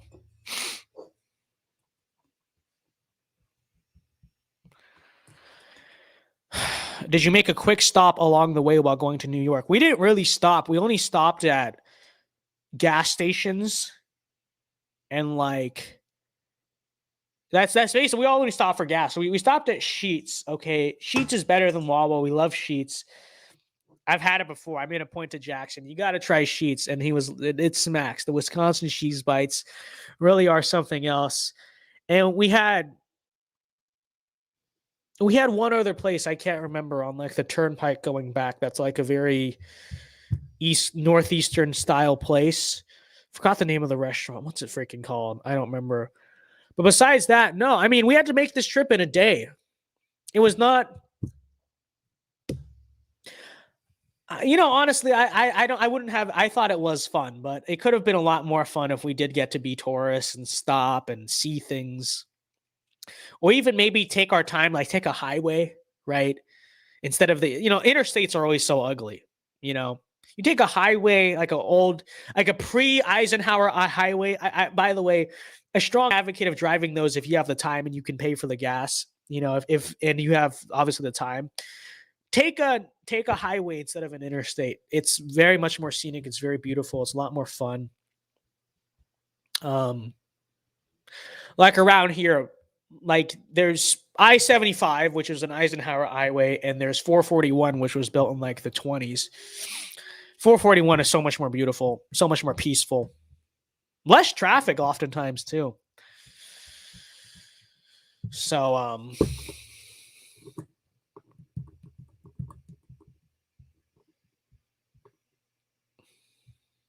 Grant Orr says, what do you think about Fic Nuentes? I know their movement doesn't like us. I really don't think about him a lot, if I'm being honest. I don't know. It really is what it is on that front. Ethan Ellis says both Cruz and Cornyn need to be replaced. Chip Roy would be a phenomenal option for either seat. So true. Cruz's is up sooner. I think it's more crucial that we get rid of Cornyn. Cruz is okay on some issues. I would like to see him primaried, obviously, but if you take one or the other, I definitely want to see Cornyn more than Cruz. Cruz is also more popular. I think he'd be harder to unseat. I don't know. But yeah, either way, I think so. I think Don Huffines, he's a little old, I guess. He should take a look at that, though.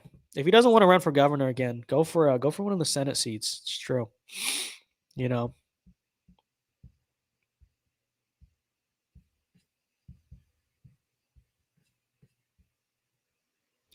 Fuentes fans try not to spam chats challenge. Impossible. So true. There's always one guy in chat who's like, he's always like, when are you going to apologize to Nick Fuentes? Like, for what? For what? For not being an asexual incel or not pledging to rape, kill, and die for him? Like, I don't even know what I did to this guy. Like, literally. Like, I haven't even said anything about him. Okay. Literally, it's so funny. All I said was that cults are bad. That's all I said. Okay. I put out one thing saying that being in a cult is not good. And please pray for people who are in cults that they can have clarity and like, have that God will give them the vision, the clarity to see that they're in a cult and the strength to leave it. And literally, like, groypers go all over it. I'm like, dude, I didn't even say anything about you. But honestly, the fact that they're getting that mad about me saying, I don't know, did I strike a nerve there? Sorry. It's so true. It's so true. I didn't even say anything about them. And then, Dalton does like a 6-hour stream. I don't care. I really don't. We're not worried about them. They can do their thing, but people want to, like, I don't particularly care for them if they don't particularly care for me. I think we have some, honestly, people always like, you guys are similar. Why don't you just team up? Are we really that similar? Because I'm against the whole incel thing. I think we genuinely have very different political strategies, but it is what it is. Like, they can do their thing. We can do our thing, but it's like, it's whatever. Easel and Cassidy for Mississippi. This cannot be stressed enough. So true. So,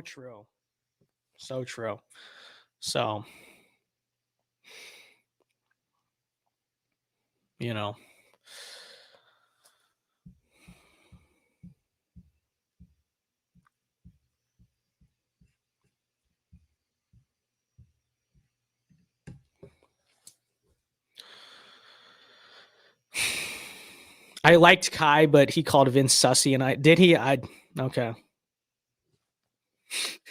It's what, dude, I literally, like, I don't care what their people say about us or about me or our community or about APU.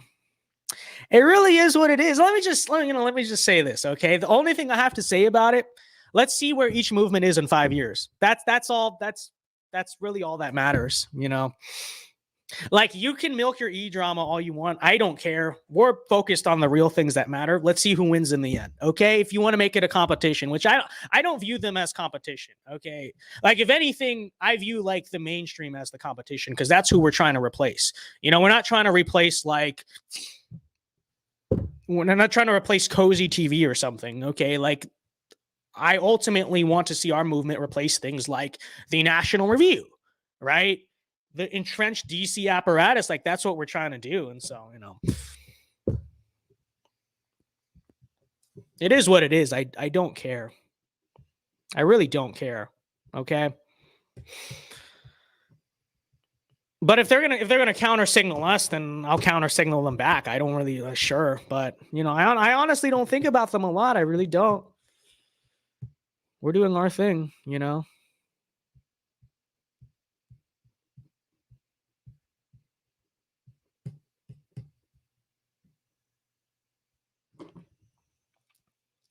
But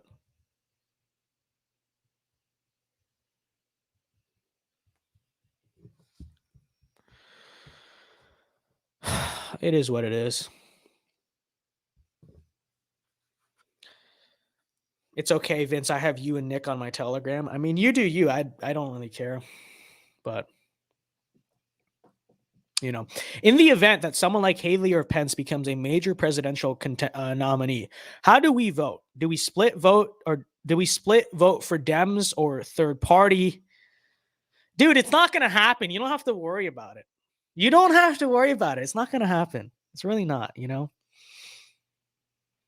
It's true. Like, you know, if that happens, we have much bigger problems to worry about than the election. Okay, let me just say that. Don't worry about this. Okay, it's not happening. It's not happening. Okay, we know it's not happening. I don't have an answer because I don't know what I would do. I'd probably vote third party realistically, but write in Donald Trump or something. I don't have an answer. I don't really have a coherent answer where I can say this is objectively the right thing to do, but it's not going to happen. So don't worry about it. Don't worry about it. So.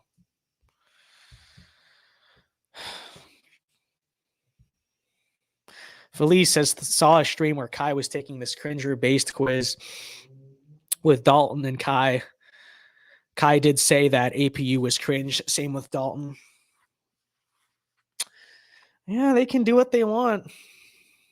I do have to say that. I do have to say it's a little two-faced, though, because, you know, Kai obviously, you know, he spoke at our first event. He's like, wanted to maintain relations with us, but then it's like this back and forth. So whatever, dude. So whatever. He can pick his side. He's a grown man. He can choose where he wants to be. I will say this though, right? It's always confused me a little bit because Kai, yes, is anti incel. He's pro working out. He's pro kind of like the right-wing male self-improvement thing. And, you know, these are things that most of AF is not for. It's a way in which Kai is arguably very different. I would say he's much more aligned with someone like John Doyle ideologically than Nick Fuentes. But, you know, he chooses to associate with these people and they always constantly bully him and attack him for it, too. That's the funny thing. It's like, you could argue like ideologically, the people he attacks are like, or doesn't, or like wants to associate with less or like more aligned with him than, you know, these people.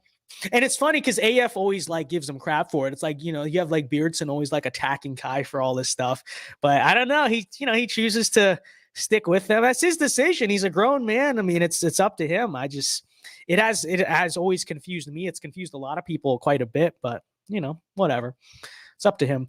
Andrew says, Vince, would you ever debate Hunter Avalon? I think John did an adequate job. You know, he really did. I don't know what else there needs to be done about it. So, John called him Kai the spy. He's ours.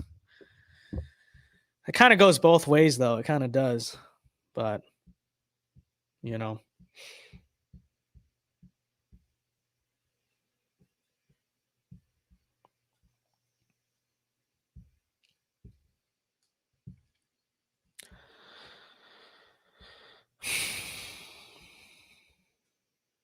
GOP is a lost cause. No, it's not.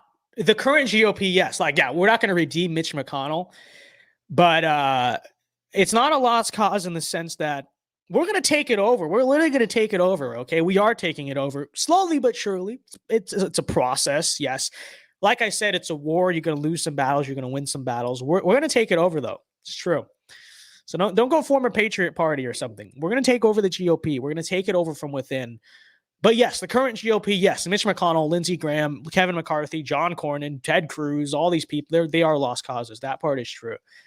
That part is very true.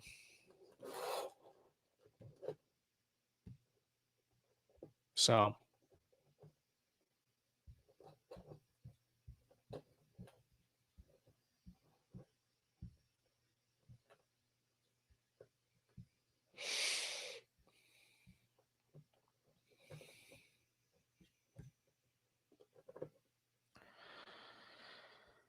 Vince sits in silence for 5 seconds are my favorite parts of his streams. I'm trying to look for like chats to read is what it is. That's always what it is. You know.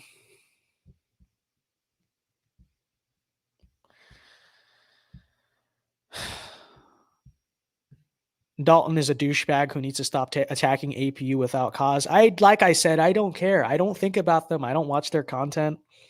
You know. They can do their thing. It doesn't change our vision. It really doesn't. It doesn't change the plan, you know. Full thoughts on the Shroud of Turin.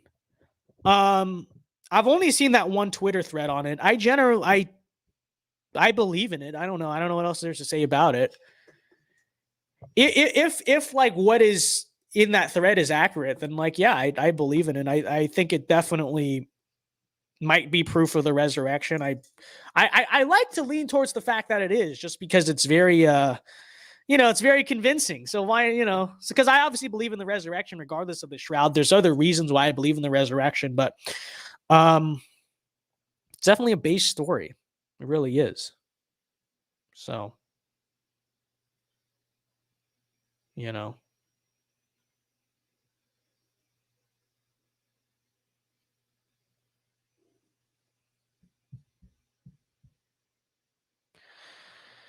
Red Eagle says that it's when there are too many controversial chats, Vince won't touch. He goes silent. Not always true.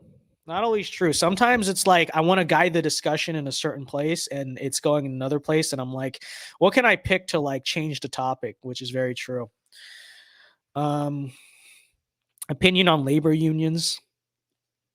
It really depends. I'm generally fine with them as an institution, but I think that in many ways, I think that they've been hijacked by the left, the far left, obviously. And it's like, I think if we had kind of like a populist right, because, you'll never have a labor union with the current dichotomy, a conservative labor union with the current dichotomy of what it means to be a conservative, right? The National Review is not going to exactly go make labor unions, but very like Trumpian labor unions, I think, are very possible. And I think you could see that type of thing gain a lot of steam, especially with the fact that most labor unions today, they don't do anything for the workers. They don't care for these people. They're just vehicles to advance left-wing policy, obviously, and stuff. So,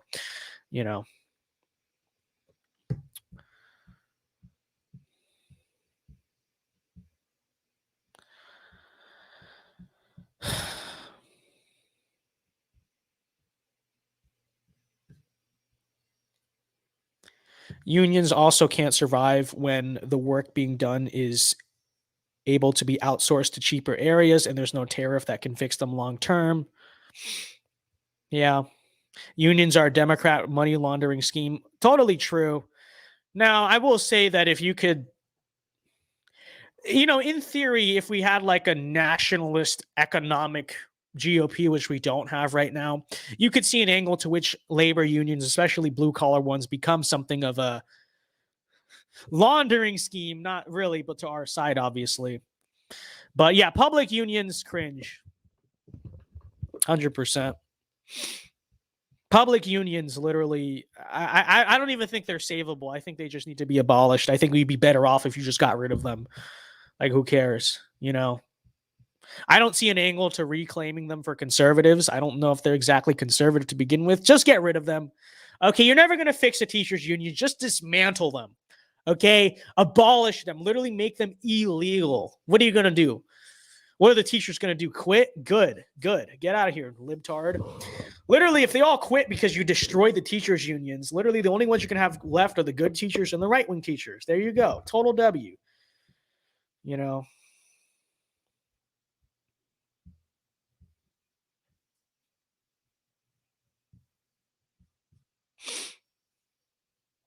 We can win the few-based union workers without being pro-union. The same way we can win Hispanics while being immigration hardliners. Well, I mean, yeah, I basically agree. The only thing I'm saying is, like, yeah, unions as they currently exist are cringe. I think that, like, a right-wing labor union could be a somewhat decent idea. You know what I'm saying? Like, something like the auto industry, right? Like, why, considering how most of those workers align ideologically, like, why couldn't we have a right-wing style labor union? I don't know. It is what it is. Do whatever. Do whatever ascends us to power, okay? Okay. That's honestly my take on it. I don't really care beyond that, if I'm being totally honest. I still I support right to work as well. But private sector manufacturing unions are okay in my book. Yes, keep these and get rid of all the other ones. It's so true. You literally just have to be smart. Which unions help us to get to power? Which ones don't? Why does it have to be more complicated than that? So true. It's because union work and organizers aren't workers, and this is true as well. That's why. You know, they just basically use their thing to get, you know, leftists to power. So Dark Dow equals Kyler Murray. This is true. My black son will be a Heisman Trophy winning quarterback. If you are taking this into account. So true.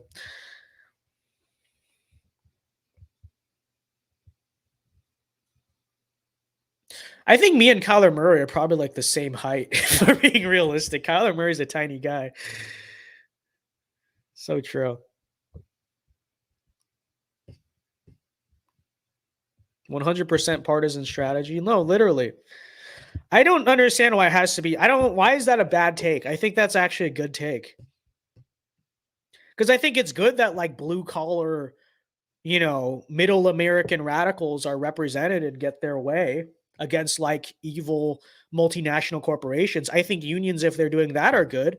But I don't think unions are good if they're a vehicle for libtard teachers to give money to the Democratic Party. So what's wrong with saying I support unions when they help us and I don't support unions when they don't? It's so true. It's so true. Okay, we got a sex bot. Get him out of here. Go home to mommy. So true. So.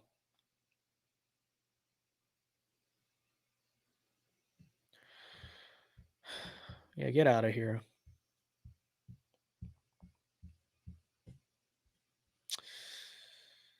Rep the bot destroyer. I thought I blocked it. Okay, if Rep did it first, then good job. Partisan strategies don't really work because they legitimize the left. Why? I don't understand. How does that legitimize the left?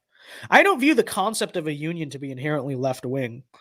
Like, I think that's kind of like the fusionist understanding where, like, conservative mean free market and leftism mean no free market. Like, I think something about, you know, supporting the working man is right-wing. It's just a matter if it's really doing that or if it's, like, you know, not doing that. Why have HD fun when you can have better than HD IRL? So true. Not talking about premarital sex, by the way, but so true. Literally the case. You know?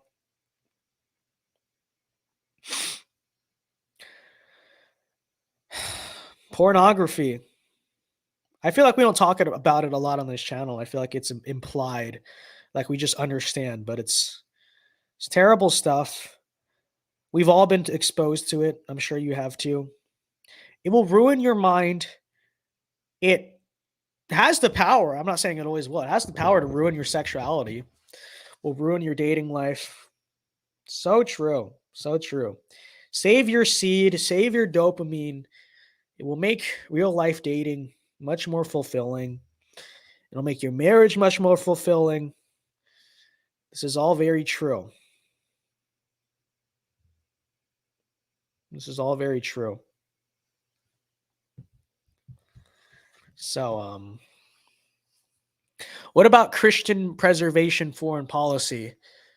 This is why I say we should align with like the Eastern European countries. It's true.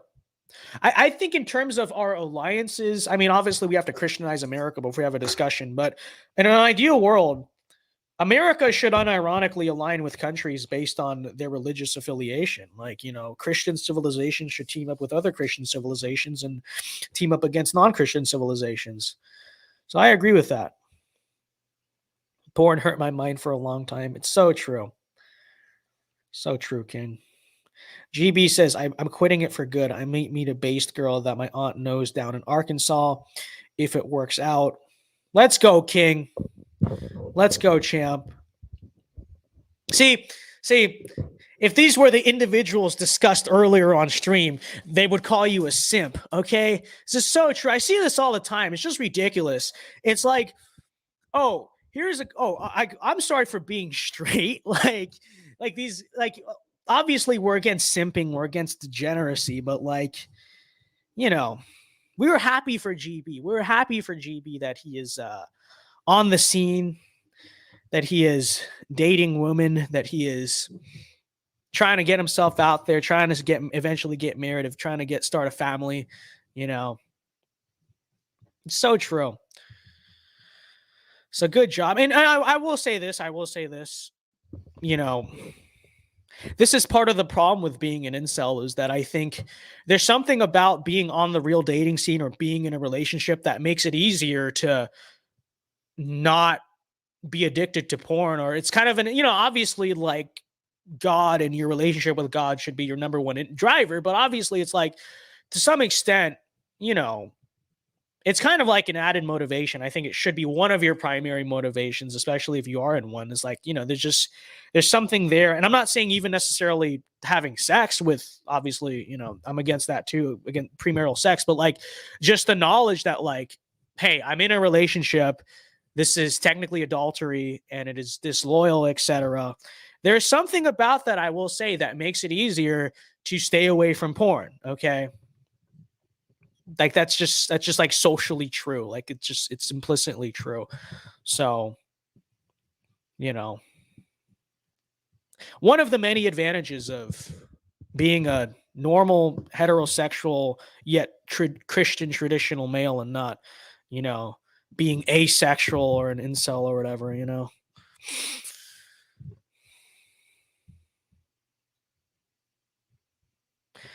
The incel thing is a joke, though. No one is actually not choosing to be celibate. Well, I think it was a joke for a while. Like, it was a joke in 2019. It's not really a joke anymore. It's like these people are unironically think that's based, okay? It's so true. And then they'll cope by saying, like, well, we're not against families. It's like, okay, but, like, where are you on the progress to, like, starting one, you know? It's like, yeah, I understand you wish you could have your arranged marriage, but like, that's not how society works. Like, we're a dating society, we're dating culture. Okay. Which, yeah, I at times don't like all the aspects of that either, but it's like, it is what it is.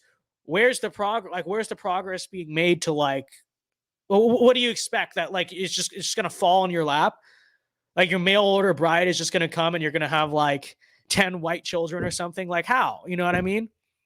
Like, I don't understand the logic of these people. It's like, we're not against marriage. We're just against dating. And it's like, okay, well, I understand the trad take of thinking that dating culture sucks. I understand that, but it's like understanding that you're trapped in that. What are you going to do? What are you going to do with that situation? You know? When you're ironic for long enough, you start believing your own jokes. This is true. So true. Most of the problems in America would be solved if we kept our 1946 birth rate this entire time. So true. So true. Hopefully we get a generation that, you know, is more like the 1946 moms and dads than the baby boom itself. But, you know.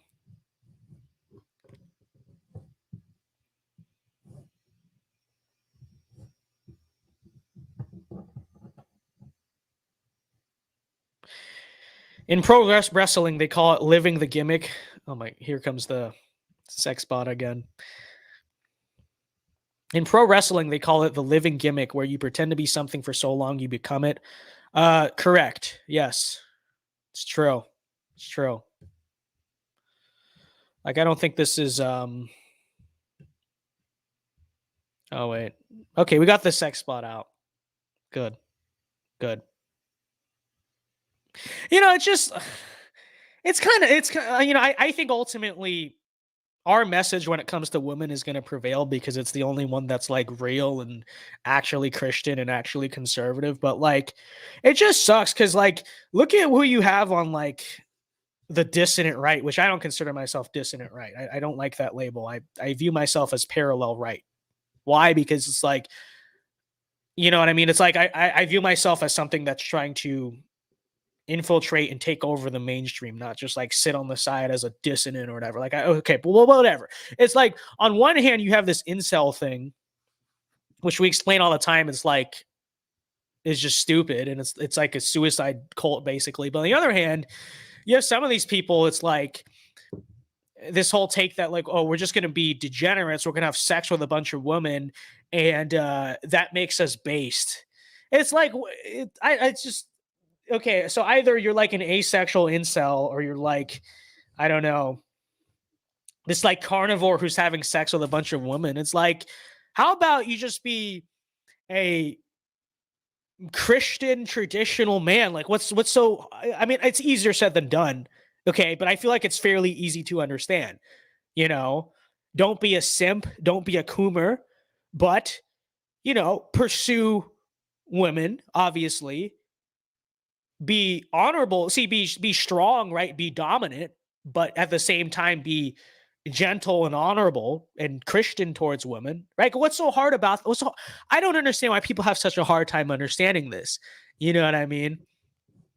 But instead, it's like either I don't know. I don't know. You know.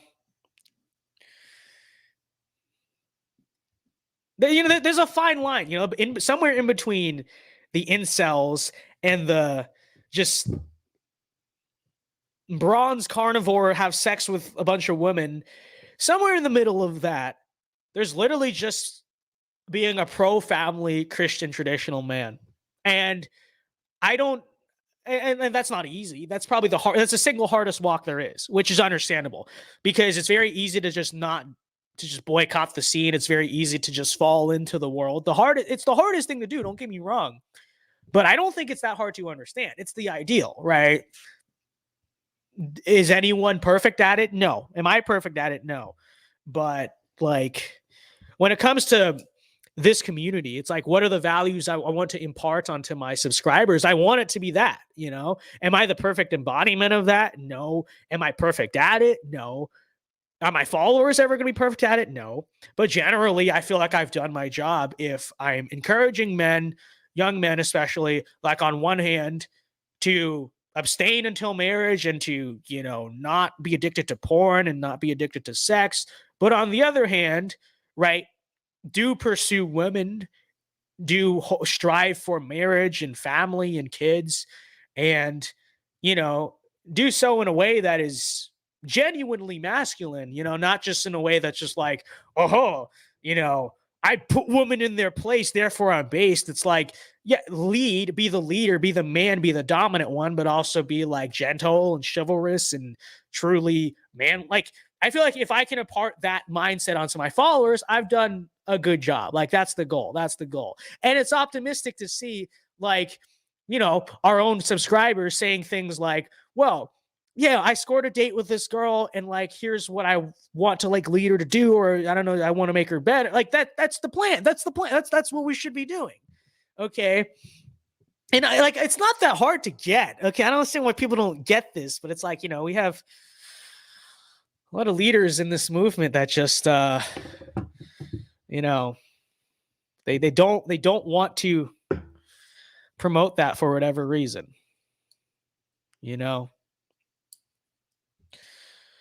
Improving yourself and being the best man you can be will attract the woman. This is so true. Nobody is perfect, but we should strive for it. We must pick up our cross and follow our Lord and use the examples of the saints to guide us closer to Christ. Yes. Here's the other thing too, is that it's like, you can't expect, here's what people need to understand too. You can't expect women to do it for you.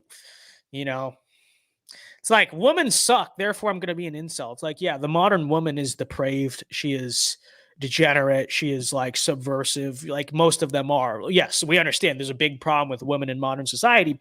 There are good ones out there, but it's not the norm, obviously. We understand this. Okay. But understand that, like, especially if it's like, if you have this view of gender where it's like men have to lead everything, which I subscribe to, right? I do subscribe to the view of traditional gender roles, but understand that if that's going to be the case, then you can't expect women to magically fix themselves. It's like, yes, you can look at the state of women and be like, this sucks, but understand it got this way, and feminism exists because men failed to lead, or they caved on their role in leadership, and that's the reason why feminism exists, right? Because we've led society since the beginning of time. And then it's only when we kind of buckle and fail in our leadership that feminism takes over. And this, you know what I mean? And the traditional gender role starts to erode. That's what you need to understand. But then you also need to understand on the flip side, it's like, okay, well, if we want to return to this, then that's my duty first as a man. Okay. And we do have female viewers, obviously, and we appreciate them. And we understand that, they subscribe to these values and they seek to be a feminine woman. And obviously I can't be as much of an influence on that as trying to get people to be just like traditional men, obviously. But like, I think they would also agree, like, yeah, it's like, it's man's duty to pick up the pieces in society. It's man's duty to fix and build and lead society, and being an incel is not doing that. It's retreating. It's literally retreating into a corner, just giving in and being like a degenerate is not doing that either, or being a simp or a coomer. Like, that's not doing it either, because you're not picking up the pieces. You're not fixing society. You're not leading society. You're just allowing the world and allowing the depraved state of things to guide you, right? You have to be the one that guides. You have to be the one that leads. We understand this, but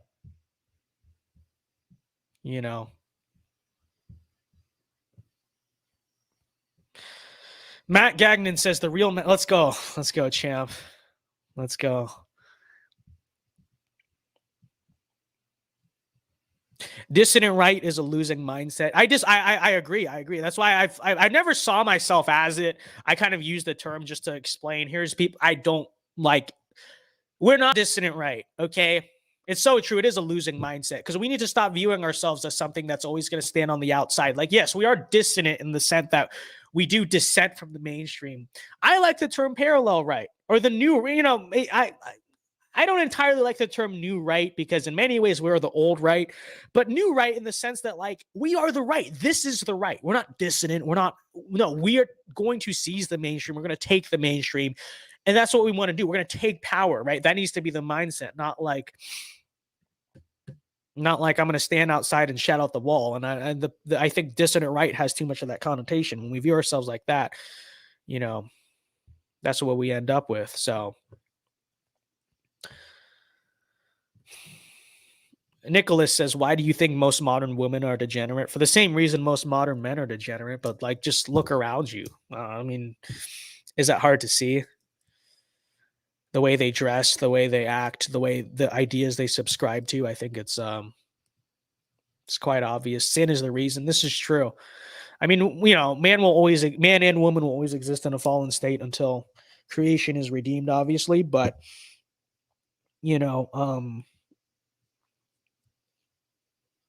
we've definitely, it's as a result of humanism, right?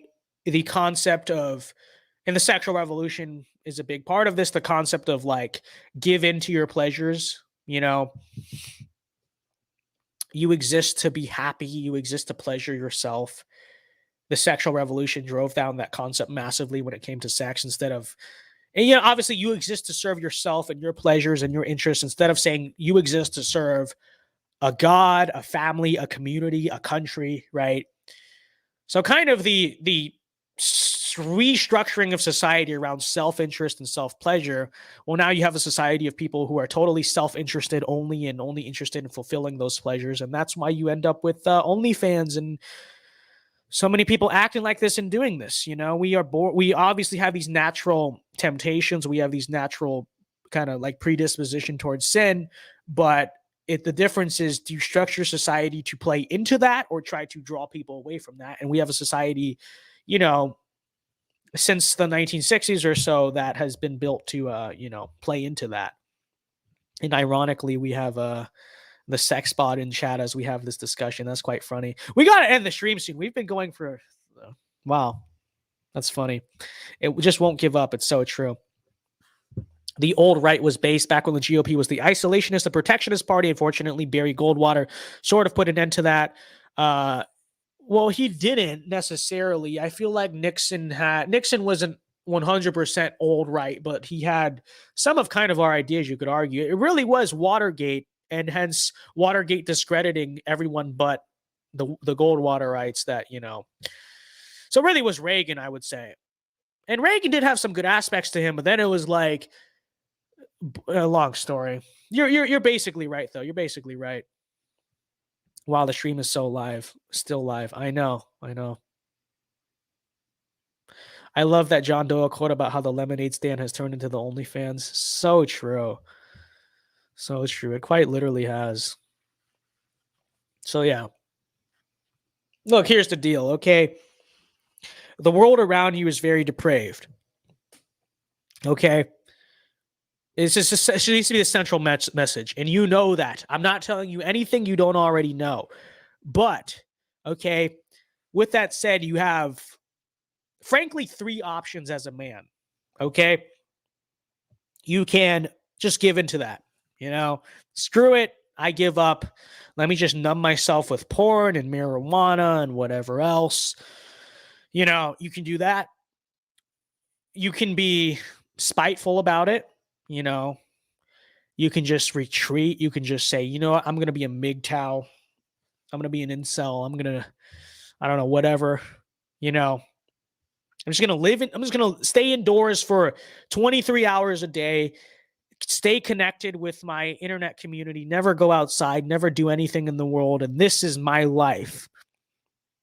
Which in many ways I could argue is somewhat giving into the world too. But that's option number 2. Or option number 3 you have is the hardest option. In many ways, I'd argue it's the most based option, is recognize about yourself. You are planted on, you have meaning. Okay, regardless of what the nihilists try to say, like, your life has a purpose. You are here for a purpose that is much greater and much bigger beyond the service of yourself and the service of your own self-pleasures. And the third option, again, the hardest option, but is, you know, the option I'm obviously going to encourage you to take, is to recognize that, and then to take charge and understand that, like, you know, no, everything around me has meaning for much more than what it's being used.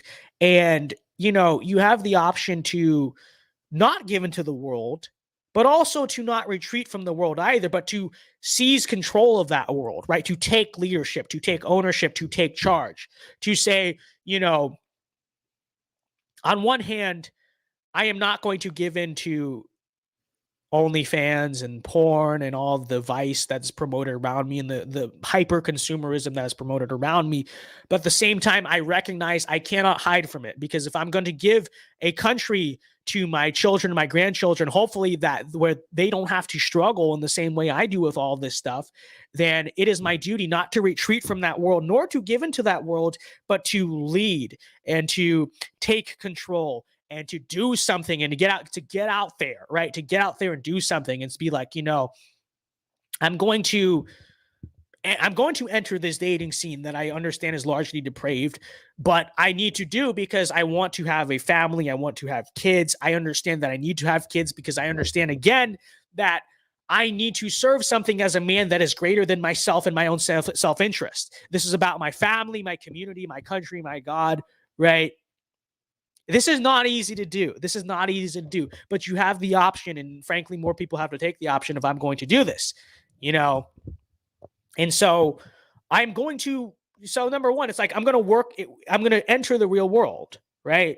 So when it comes to political power, it's like, you know, I understand that the system is broken, but I'm not going to just sit on the internet all day and just call it everything gay and cringe. Like, I'm going to enter this system. I'm going to work to fix it. I'm going to work to change it. Okay. So that's on the political front. On the institutional front, that's what we do. And then on the personal front, you know, it's like, I'm going to share the gospel with that. The option you have is to share God, share the gospel, share Christ with others, both in direct ways and indirect ways, right? By actually being a light and example of what, obviously the reward we have is eternal, but I would argue there's a lot of earthly rewards we get from following Christ too. Is, you know, Christians are happier people. They are people with meaning. That sense of purpose gives them something. And, you know, obviously when it comes to family and stuff like that, again, like we have the choice. We have the choice to not accept the way things are, but that's the hardest choice, right? Because it's hard to improve yourself. It's hard to say, I'm going to put my phone down for X amount of time out of the day because you're addicted to that thing. I'm addicted to that thing. Again, I never said I'm the shining model of any of this. Okay. It's hard to say that. It's hard to say, you know, I'm going to go outside and like enjoy God's creation and not sit inside and be a coomer and be perpetually online and like live in basically a pod all day. Right. It's hard to say, you know, I'm going to put myself out there and enter the dating scene, which I understand in many ways is rigged against me because most women are like totally depraved in the modern scene. And even those who aren't, it's hard because I'm not even like the perfect traditional man myself, and, you know, et cetera, et cetera. Like, these things are difficult. I never said it was easy. Okay. But I feel like if I'm not, and I never said I'm the perfect example of this, you know, I'm probably on the internet too much. I could stand to go outside more. I could stand to work out more. I could stand to just be a better man overall, you know? But, you know, it's like, if we're not, if I'm not encouraging you to do even the things that I'm not even the best at, then, you know, why am I here? It's so true. It's so true, you know?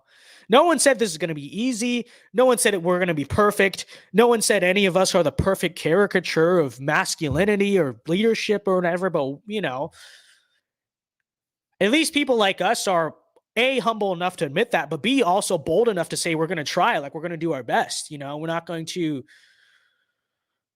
try to be as serious and as viable towards this stuff as possible. It's just true. It's just true.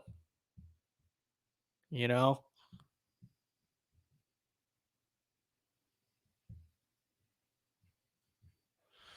Delayed gratification is the product of more conservative angles being applied in the society. It burdens the heaviest cross, but the greatest honor. I'm going to leave now. Too much green light. So true. But yeah, we'll end the stream soon. I just wanted to say that, you know? So true. It is so easy. The biggest lie, here are a few lies from the enemy. The first lie is that everything is meaningless. Okay, the black pill is a lie from the enemy. Okay, first of all, you should be white pilled eternally by the fact that regardless of what happens in this life or in this battle, like, we win in the end. Okay, like, you know, one day good will defeat evil, justice will reign, and even if we lose every battle in the country, the fact that one day good and justice and truth will reign, it will win, it will come on a white horse carrying a sword. We know the story. Okay, it'll happen. Okay, but, you know, one of the biggest lies from the enemy is that it's that, you know, your life has no purpose, and it's that all hope is lost. Okay, all hope is lost, so therefore let me just be a nihilist, let me just be a doomer.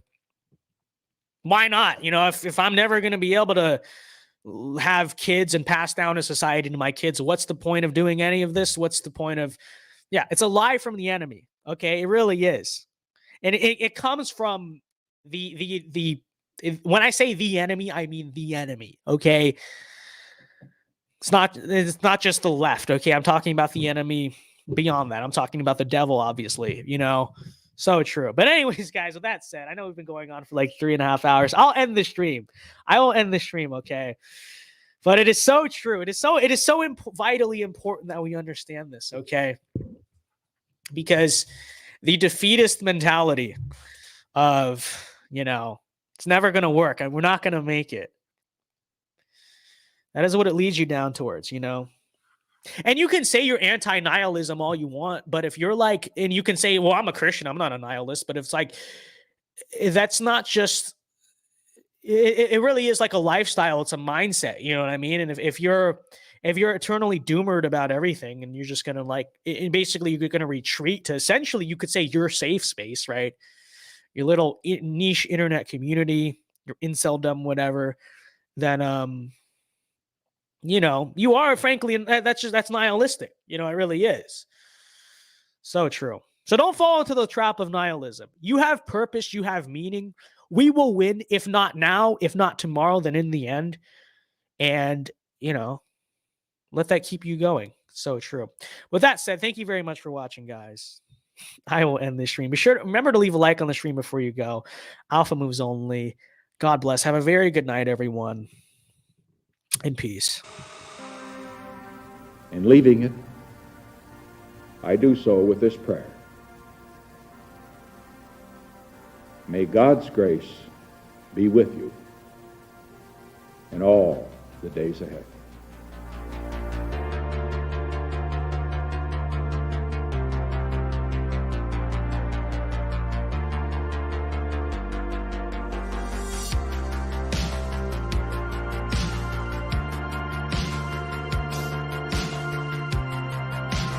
He is a globalist, and we are nationalists. He believes in some Pax Universalis. We believe in the old republic. He would put America's wealth and power at the service of some vague new world order.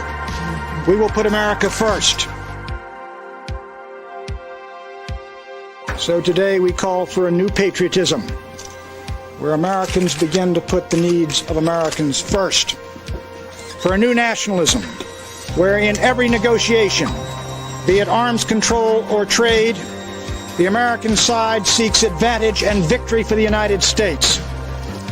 And the people of this country need to recapture our capital city of Washington from lobbyists and registered agents of foreign powers who are hired to look out for everybody and everything except the national interest of the United States.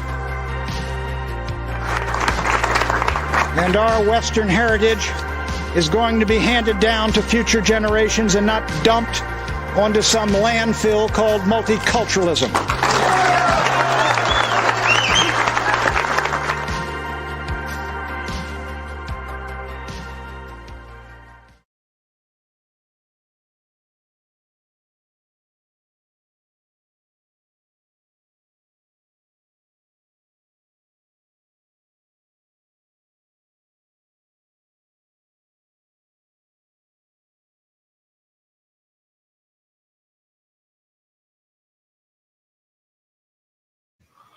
Last reminder, post-stream scene. I know we have not done one of these in a while, okay? But we've read this verse on stream before. It is unironically, it probably is my favorite Bible verse. It's definitely like top 2 or 3. But Revelation 21:4. It's a reminder. It's a reminder of the eternal white pill, okay? Of the fact that like you are going to make it, and therefore because of that your life does have purpose. But anyways, reminder that there will come a day where, and a quote, the book of Revelation, he will wipe every tear from their eyes. There will be no more death or mourning or crying or pain, for the old order of things has passed away. It's so true. There will come a day when God will wipe every tear from your eye. And so knowing that, you know, what on earth do you have to, what on earth do you have to fear or to be scared of, or to, you know, feel that you're not even like worthy enough necessarily to take on, obviously, which you can't do alone, but you know, so true. So true. Why be a doomer? Why be a nihilist? I don't understand it at all. Okay. Not to say I don't sometimes go through my own nihilistic phases, not where I totally like forsake belief in Christ, but where I generally become kind of like doomer, kind of like emo about stuff. It's so stupid. It's so stupid. What is the point? What is the point? You know, it makes you less effective. It really does. It really does. It makes you less effective politically. It just sucks. And frankly, it's cringe. It really is. It is because if you even if you boil it down to like, we're going to lose our country and I'm blackpilled because of that, your problem is you're thinking in small scale things. It's so true. I don't even know what I'm saying, but I'm going to end the stream now. Thank you very much, everyone. God bless you all. Have a very good night and peace.